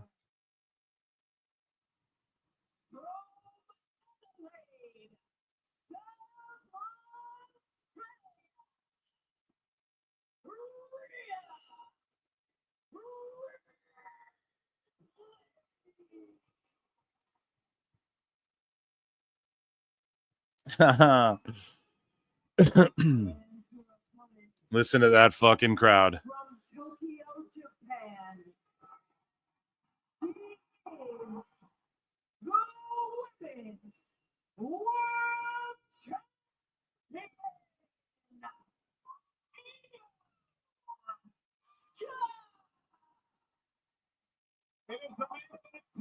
Here we go. I wanted to listen to Alicia Taylor give those excellent fucking... She's amazing at doing those intros. They're chanting for EO too. It's like split. WWE Women's Championship against Trish Stratus. What was Trish's first singles match for a title in 18 years? And now Io Sky defends the women's world title against Rhea Bloody Ripley. Official Jessica Carr will look this match up, and we are... Here we go. Talk about the strategy of this, especially for Rhea Ripley, who's never beaten Io Sky. That's in her mind. It's in her... It's going to affect her mentally, perhaps. How does she get it out of her head? Ted Lasso won't be a goldfish. You've simply got to... Here we go. Tie up. We're locked in. We're locked in, man. I've been waiting for this too because this is such an intriguing match. I'm truly curious. Yeah, and Alundra Blaze had the title she threw in the fucking trash. Y'all saw that, right? By the way, I don't know if I called it out actually, but Alundra Blaze was there, and I think I popped for Leilani Kai. And then Wrestling News Co. posted this like a real fucking sicko. But I'm going to unironically share it because, yes, shout her out legitimately. But Wrestling News Co. is such a pussy boy that whoever runs the account, he was like, shout out the first WWE female referee, Rita Chatterton.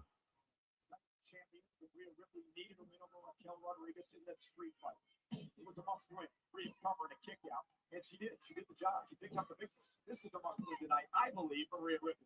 Not much of a against Raquel. Night of Champions was a major momentum build-up, and this really is a momentum discussion. However, a little differently when you look at those W's that have historically perhaps struggled with. That Io fans not competing. Attacking the mountains and right in the head of Rhea Ripley. Yeah, that one normally works, doesn't it? Not tonight, not against me. Only show of respect. Remember, it was Io Sky who chose to defend her title in Evolution against Rhea Ripley.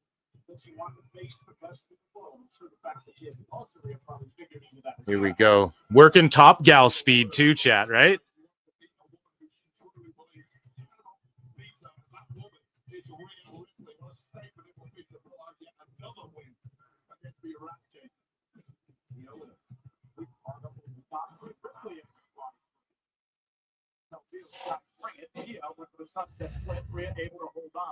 Yeah, I would love to see, and then Asuka versus Io at SummerSlam, chat, right? Like, let's say she defends here, and of course, we're locked in the moment here, but we're just playing fantasy Mark Booker for a second, right? Because that's what we do here. Like, Io beats Rhea, fights Stephanie. They have a fucking classic in Paris. She beats Stephanie, and then her versus Asuka at SummerSlam. No, or is that too much?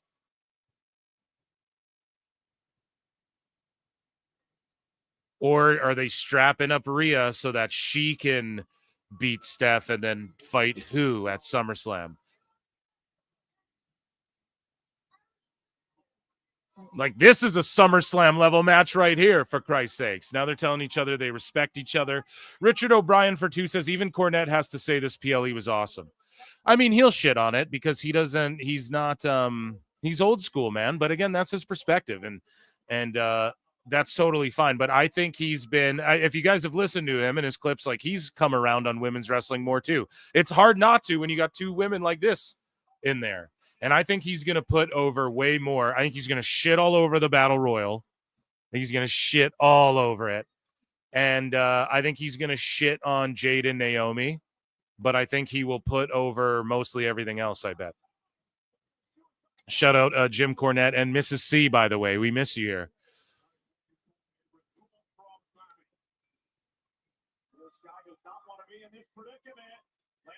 Kick.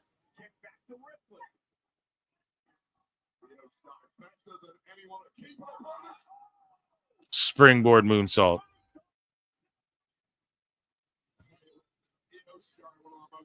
England is hungry for WrestleMania. Yeah, the only problem about doing it in London is that it's just about, like, there's so many things that go into it. And I think weather's one of them, you know, obviously. And yeah, there's just a lot of factors where I think what WWE is going to try and do. Sorry, I'm just locked in, man. That was a fucking head scissors roll up off the top or whatever. Is they're trying to get like Saudi and London and them to accept, like, just take a Rumble. They're 2 nights, take a SummerSlam. So the chance of us getting rained on is less in the UK or whatever, right? Like that sort of thing. So Saudi, I think, will get a WrestleMania just because they have the Bucks, and they'll pack the house, and the fucking means to get celebrities and shit out there is, I mean, they're there all the time. You get huge names there to watch, like fucking goofy ass. Oh man, what is that? Like what do you call that? A tiger feint head scissor? I can't even make a point. Sorry, I'm going to shut up and we're going to watch the match. I don't even know what I'm saying. What was I saying, chat? I don't know. This match is cooking. What was that? Like a tiger feint head scissor plant into the apron. Dummy. Yeah. I don't even know, dude. We'll rule you. This is a Mania main event. Yeah, this should just be SummerSlam. Like, what the fuck? They could rematch these two at SummerSlam. Damn, I should say that to Husey, dude. Because we were having a convo. But they've already wrestled a bunch. I just don't know. This is such a compelling match. I'm really just going to enjoy it. Bobby Means for 5 says, I believe this is setting the stage for Saraya. I could definitely see the loser of this match facing her at SummerSlam. Saraya facing someone? Oh, yeah, for like a non-title at SummerSlam? Hell yeah, I could see that too. Hopefully. But why is everybody so dead sure Paige is coming back like right away? I just don't know if that's... I think it will happen, but... Oh, my God. Just hammer through her. But, I mean, I'm not against that. I like what you're saying. So, just a big match for someone here, for Saraya, to get her back in the picture. Sure. Do you think Saraya's debuting tonight then? I don't know. I thought... I was convinced AJ Lee. She was shown in that video, and think about it. Think about this for a second, too. What's her name? What's her name exactly? I don't think Paige was shown, and correct me if I'm wrong. I don't know if Paige was shown in the Evolution video. Paige, remember, she was the youngest person to win the Divas or the NXT Women's title. Went to the main roster in her debut, beat AJ Lee for the women's title. Made history, right? Youngest to do that as well. For the Divas title, right? So, and I don't think she was in that Evolution vignette. I've watched it 2 or 3 times now between the pre-show and online. So, but AJ Lee was, and I was convinced she was going to be just like on commentary tonight or like doing Stephanie McMahon's job or whatever, like as I'm just going to stand with Testor. I was convinced it'd be something like that. Now, we didn't get that. Could Saraya be in the mix? I don't fucking know. I'd still be into it.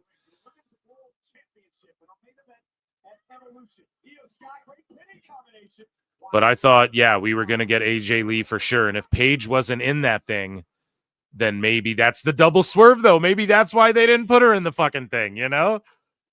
Out of sight, out of mind. So, Yeah, Paige is a huge part of why women's wrestling became what it is today. King Dingaling, thank you for saying that.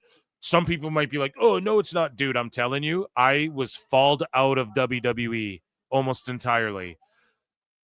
And it wasn't until someone sent me Emma versus Paige and some other shit. Like Bo Dallas was fighting Neville in ladder matches and shit. But it's like Paige and Emma is like what got me back into. I was like, dude, this Emma girl's so good.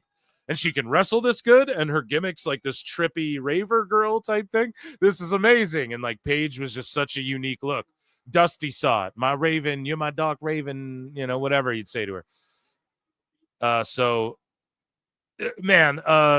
had a hilarious quote on CVV of what Dusty said to her as well. It's like, okay, Paige, baby, you're cutting a promo on Drew McIntyre. He's your ex-boyfriend and he stole your toaster or whatever. And that just fucking popped me so hard. That's such a Dusty thing. That's amazing. Dude, that fucking tornado DDT, though. EO is just the best in the world right now. And just Rhea's selling. This match has been amazing. Crowd chanting, this is awesome.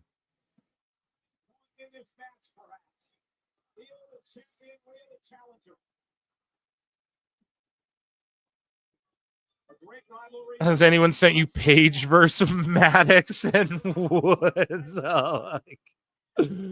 Oh my God. You fucking mark! Oh, dude.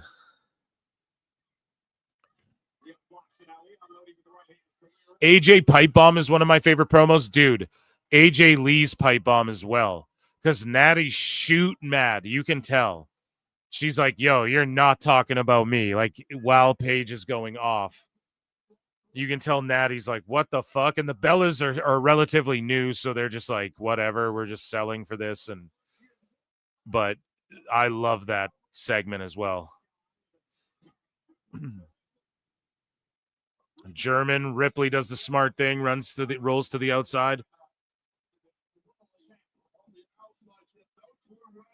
And they didn't set up that like Ripley's the heel, but she is sort of the heel in this match, right? Like they sort of established like, I respect you. Oh, I'm going to bully you in the corner, then flex on you and fucking just smile in your face type shit. So they just established like EO's fighting from under and it's like, Ripley's like, I'm going to fucking roll out to avoid this and that, doing the heel shit. So it works. EO's so good, dude. She gets so fired up. Let's go.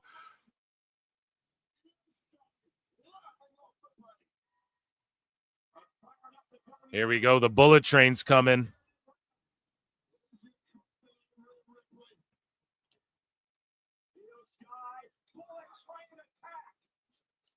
Bullet train attack, dude. Rhea Hogan gets a belt. She doesn't need book at Triple H. No, dude. Rhea Hogan is the dumbest shit. I hate when people say that. She's not even strapped up, But she's the most over star and is the most dominant fucking women's wrestler. They presented her that way. So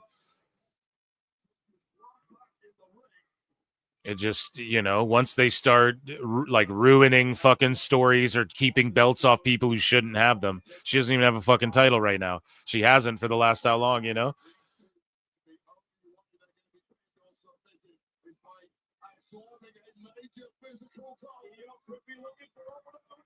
Oh, she catches her. Oh, EO lands it. Oh. I want to see EO at one point at a WrestleMania drop the double stomp. In Japan, her finish was the moonsault into a stomp. I want to see that at Mania one time or like one time at an Evolution or like make a moment with that,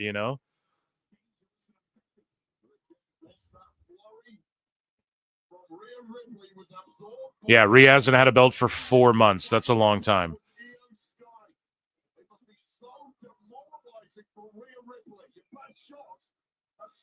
What is she going to hit her with?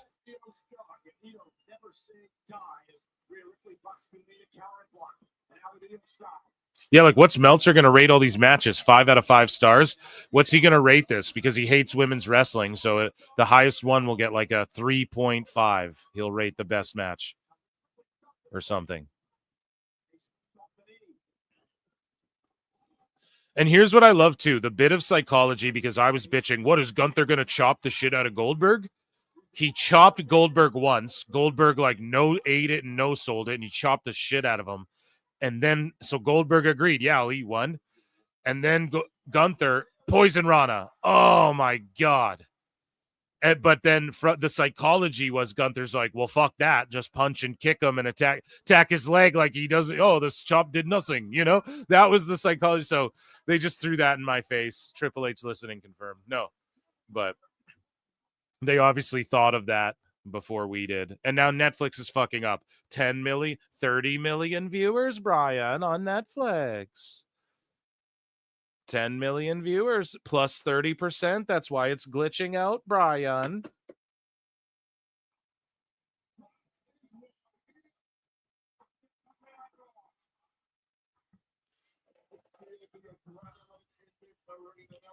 What killed Charlotte wasn't all the titles. It was she lost when would hog the rematches until she won. Well, did you hear the crowd for tonight? I think maybe Charlotte got maybe the biggest reaction of the whole night, maybe second biggest reaction of the whole night for any individual, you know?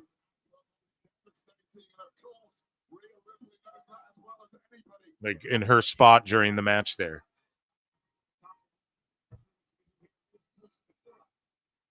Oh, Io's like fucking, yeah. Crucifix bomb. Oh my God. Rhea just destroys these ladies like homicide when she crucifix bombs them. Sit out. Oh, huge kick out from Io. Here we go.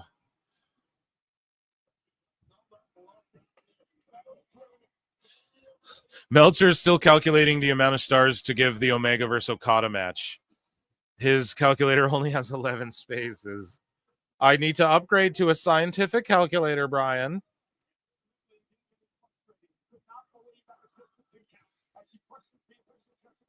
Heels should be the only ones with the case, but then it's too predictable, you know?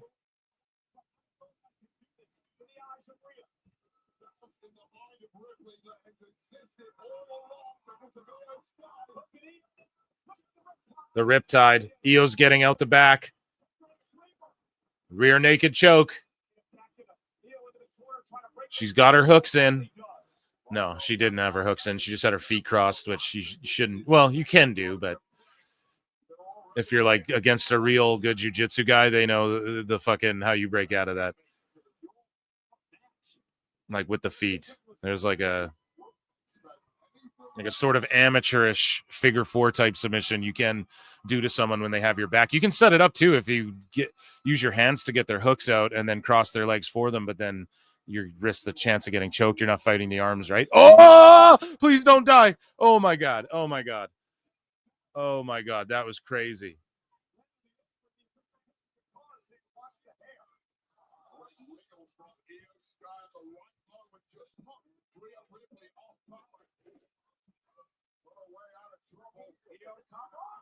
Oh, drop kick Jessica. Oh my God.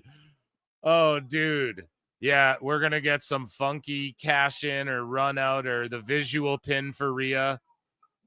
This will be like the first woman to kick out of a. So she won the title. It's the Hulk Hogan. Maybe you guys are right. Rhea Hogan might be a fucking thing. And Netflix is crashing. Time Cop. Omar for 2 says, Time Cop. Yeah, dude, that's what I'm thinking. We got to go back in time now. I'm going to be on a bit of a delay with you guys, I think. Because I don't know what's fucking happening here. It's frozen for a second. Time Cop. Jesus Christ, Netflix. Get your shit together.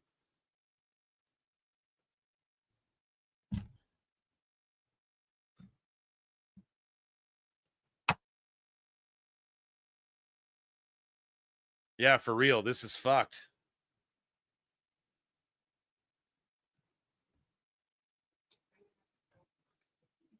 What the fuck, dude? I have to exit Netflix. It's like crashing.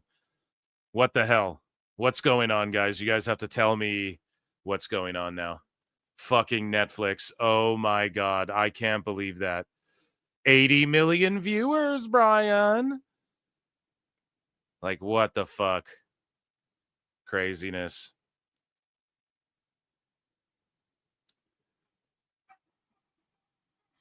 Yeah, I'm just like a couple seconds behind. Now it's crystal clear and everything's good. Terrible. Terrible. Yeah, see, like Rhea just can't beat Io is also sort of the story that's been told between the two, like for a long while now. And so we'll see. But guys, I was ahead of you guys, so maybe I'm like caught up to where you guys are. What's going on? Describe to me.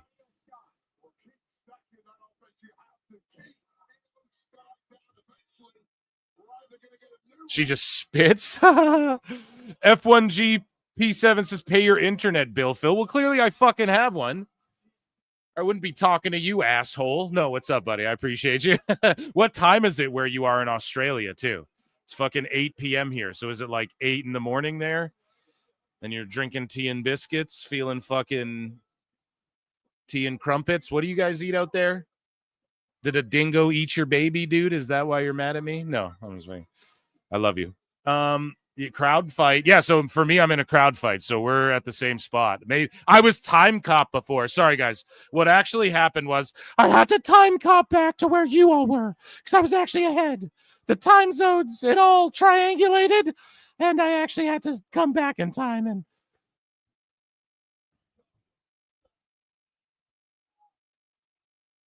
yeah, this is overbooked. I agree with chat.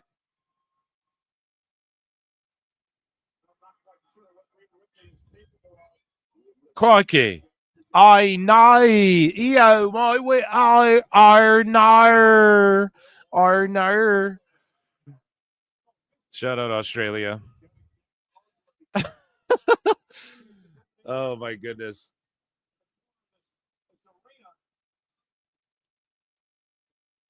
Now this better play out the way.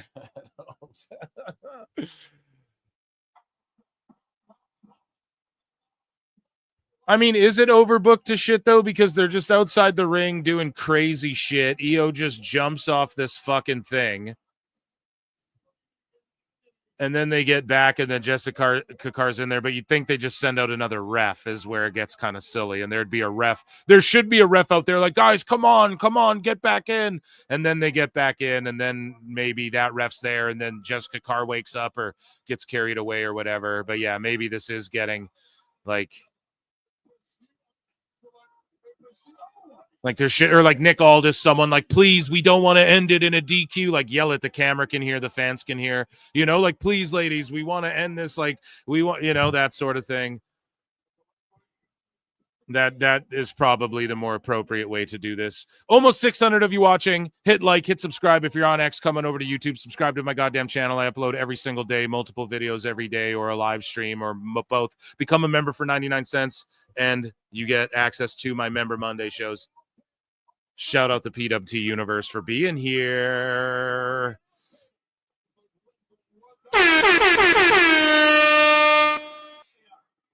So they're back in the ring. Yeah, Dave won't be able to wait to shit on this aspect of this match. I already know that. But there wasn't shenanigans in anything other than the Naomi match, really, so... Or am I forgetting? Yeah, then there was a battle royal. Oh, my God. Jesus. Just like a sunset flip bomb to the outside. Jess was knocked back to Evolve. Yeah, she comes out from under the ring as with a mask on as Calyx.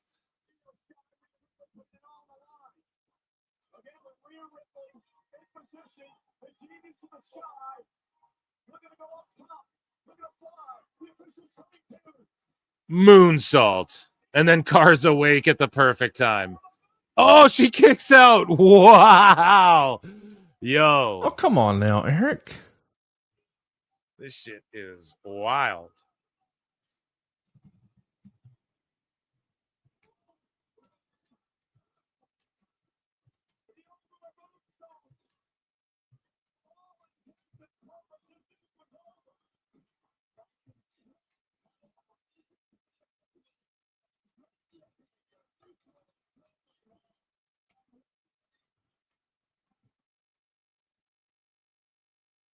EO.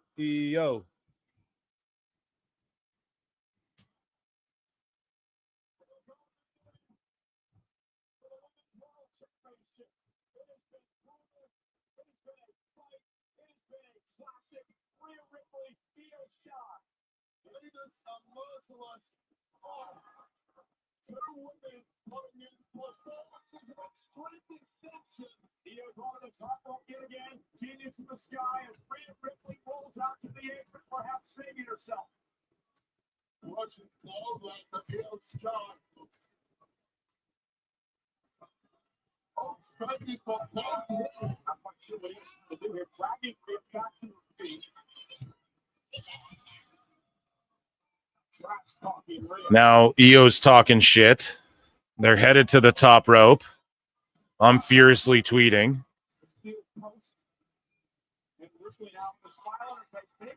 Oh, yeah, she's going to try and riptide her off the top.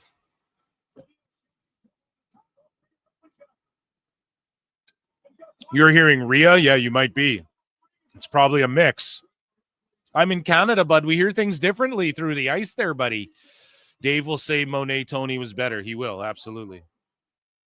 And, well, he might have an argument because in the middle there, that got very, like, we're going to go brawl and do all this crazy shit on the outside.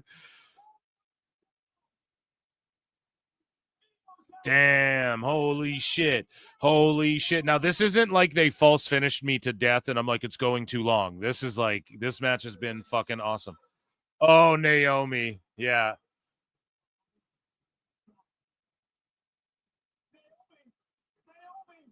If she just teases, then doesn't do shit, though, that's some SmackDown bullshit I ain't trying to see right now. And she's super beat up after her match, so why now? I just don't know if this is the right time for her. Cash me in, she says. Oh, shit. Oh, my God.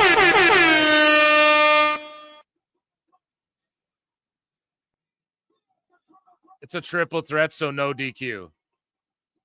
That's some bullshit right there, though, but at least WWE establishes that's in their rules. No DQ, so she... Oh! Oh, my God, she's gonna do it. Fuck Seth Rollins. No, not fuck him, but, like, because he's injured right now. But you guys know what I mean? Like, everyone was like, his cash in this weekend. Naomi just cashed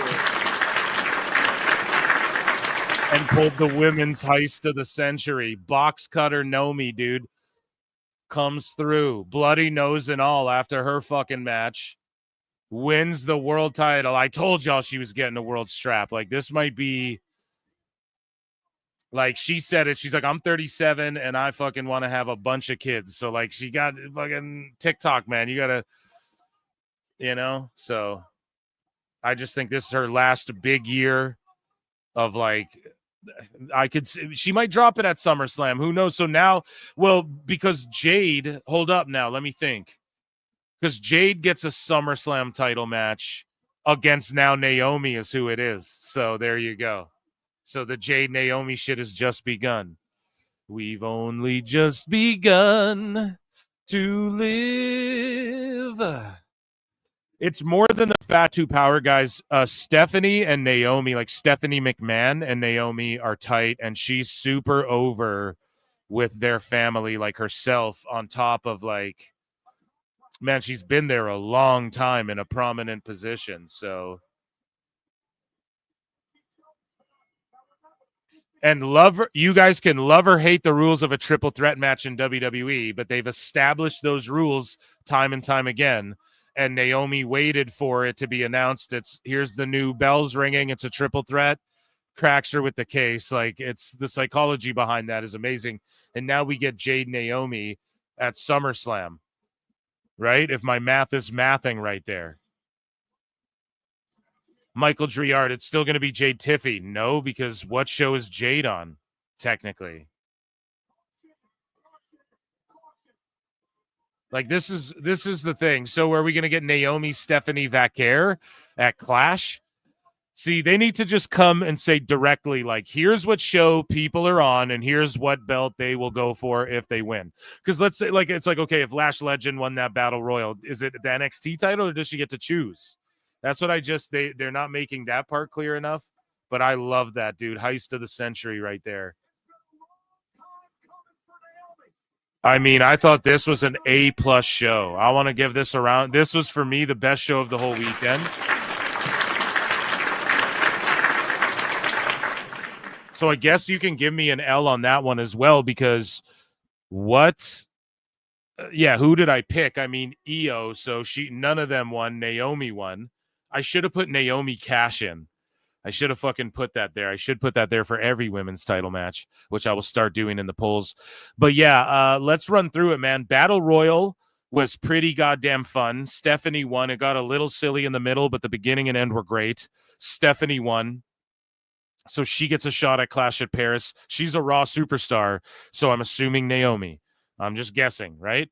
Naomi lost to Jade, but as I said on the show, it doesn't fucking matter because she's going to use that money in the bank to cash in at like SummerSlam and steal it from Jade. Now Jade is forced to chase Naomi, and Bianca Belair is somewhat back in the picture as well. Maybe possibly turning that match into a 3-way or something. We had the 4-way tag titles. Kevin Nash criticized Raquel Rodriguez and said she needs to learn how to work big. Well, Raquel ate a slap, got tagged in at the end, hit a fucking one-arm power bomb, got a pin, didn't even break a fucking sweat. So there you go, Nash, and I thought that was brilliant by her, and we read her response to his criticisms, and by golly, did she listen to those and fucking apply them. And yeah, the Judgment Day retains. I mean, that story is keep them draped in gold, and those ladies are going to keep those tag belts till Liv comes back. That's the move, unless they do the old Judgment Day jumble. Maybe they drop them for a bit, pick them back up right before Liv comes back. You know, that's the move, because it's got to be Roxanne and Raquel, and then they eventually turn on Liv and all that. I think that's the only way you go. The Intercontinental title match cooked. And by the way, all these matches were really great. Even the multi-woman tag match, which usually those matches are bullshit, let's be honest. So the triple threat was awesome. The finish was great with like the roll over backslide pin or whatever out of nowhere. That was sick. Jordan and JC made it off with the belt, and you know HBK sees a lot in her, and maybe that's, and then they, you know, the Blake Monroe heel turn happened, so that's awesome. We get Jordan and Blake eventually, and you know, JC keeps the title, and it was a solid match. That was probably, just being honest, my least favorite match of the show. But not shitting on it. Wasn't bad or anything. It's just the one that I wasn't as the heel turn was great at the end, but otherwise whatever. And I'm glad that happened on this platform though, with all of these ladies. The Tiffy versus Trishy, that match was so fucking good. Trish Stratus can still go, dude. Talk about not missing a step. She's awesome, and that match was great. And of course we knew like what time it was, you know. And then Io versus Rhea, amazing match. Got silly when they went out, but I'm not even going to call it that because the refs knocked out. All I would have done differently, you send a ref out there to try and get them back, or like management to be like, guys, get, you know, but then they're just like fighting each other and shit, right? And then, and not even so that Io can dive on 12 people, because she just dove on Rhea fine. But what I'm saying is, like, you just kind of like, no, we want to end this like the right way, get it back in the ring. Like Pierce could be yelling that and shit. And then Carr's like, I'm good, I swear. Like she's then recovering moonsault once. I would have just maybe added that in there. But otherwise, I mean, that's why the ref goes down. Shit's supposed to happen when that happens, right?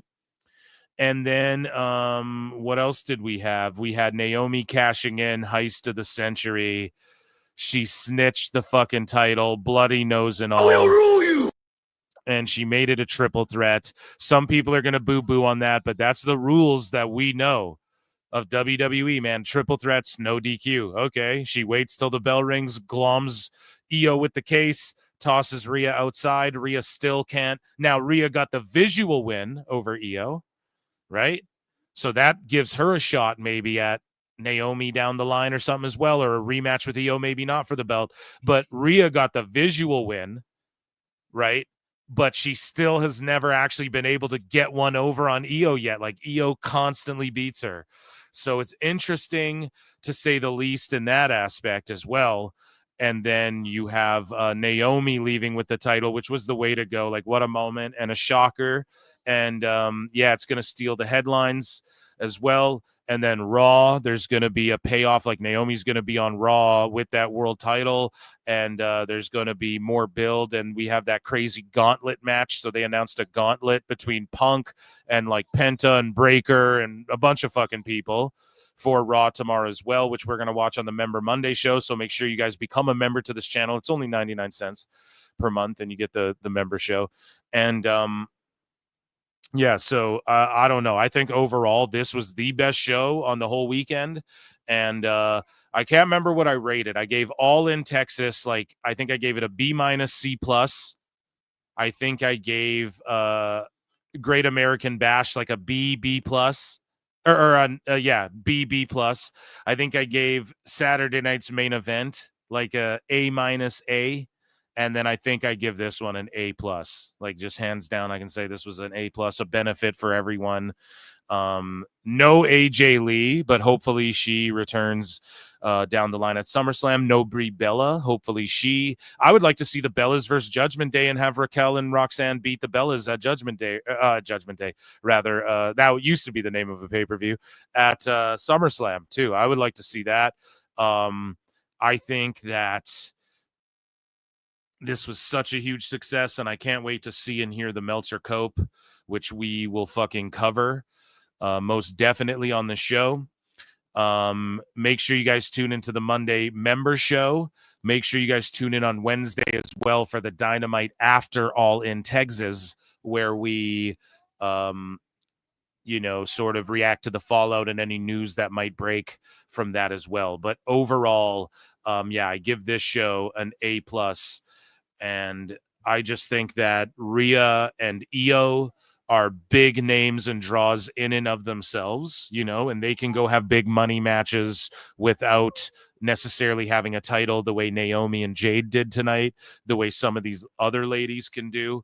And I had a blast with this. Arthur Jennings for 10 says, Phil, MVP of the weekend for over 12 hours of streaming. The ladies killed it tonight, and WWE mission accomplished. Evolution will take the spotlight of All In. Appreciate your work.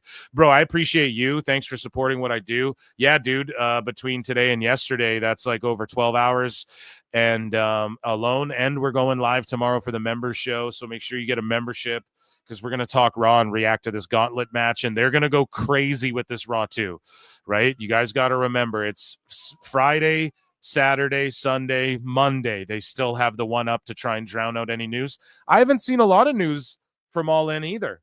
And not to say that's a good or a bad thing, but it's like I haven't seen a lot of news about like, oh, hey, like this guy even tweaked their knee, which is good. I don't want to see anyone hurt, but I haven't heard like, oh, Darby Allin's return means this.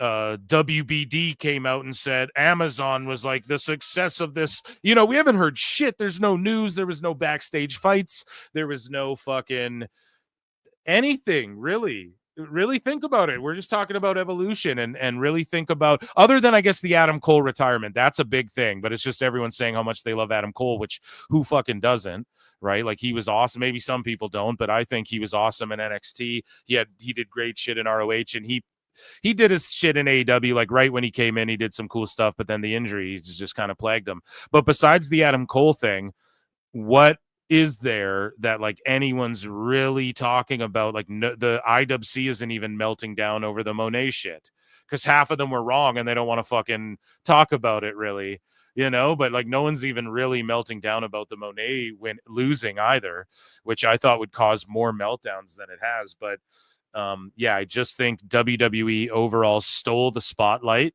although I do think this was a successful weekend for AEW.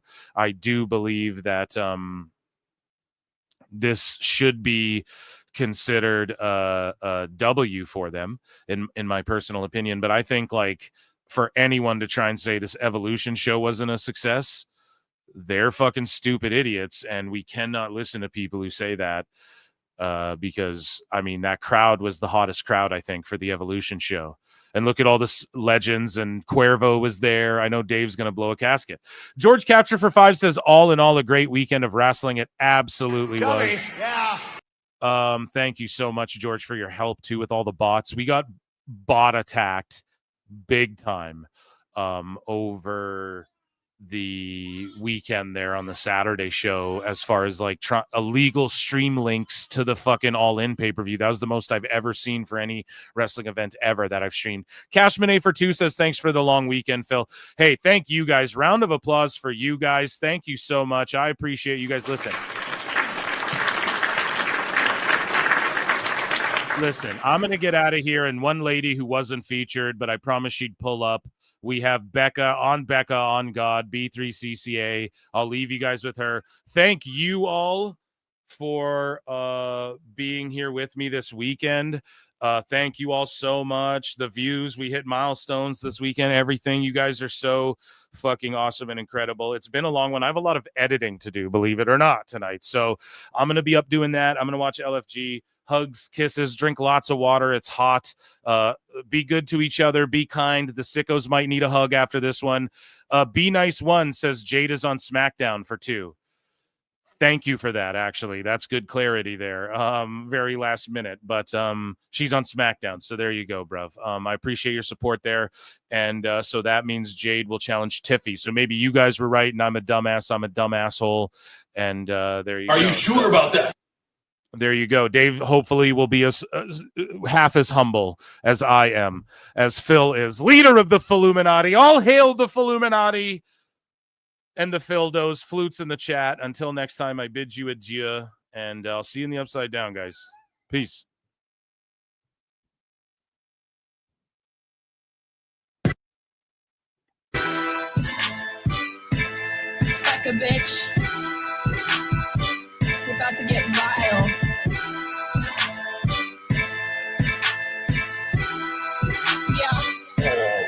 I'm a prom queen, but I keep to myself, stacking high green. You're in debt to your health, AARP. Ain't shit owed but my wealth, and my oppie's getting dumber every day. Up in the gym, but I never need a witness. Tonic and gin, when I'm working on my fitness. On Becca, on God, I'll make you wish you had this hot bod. On Becca, on God, I'll make you wish you had this hot bod. On Becca, yeah, on God, I'll make you wish you had this hot bod. On Becca, on God, I'll make you wish you had this hot bod. I be flexing like the dudes high on tread, all natural. Better give her 10s. They say, Blondie, how you getting those abs? Hey, Bobby, let me call you a cab.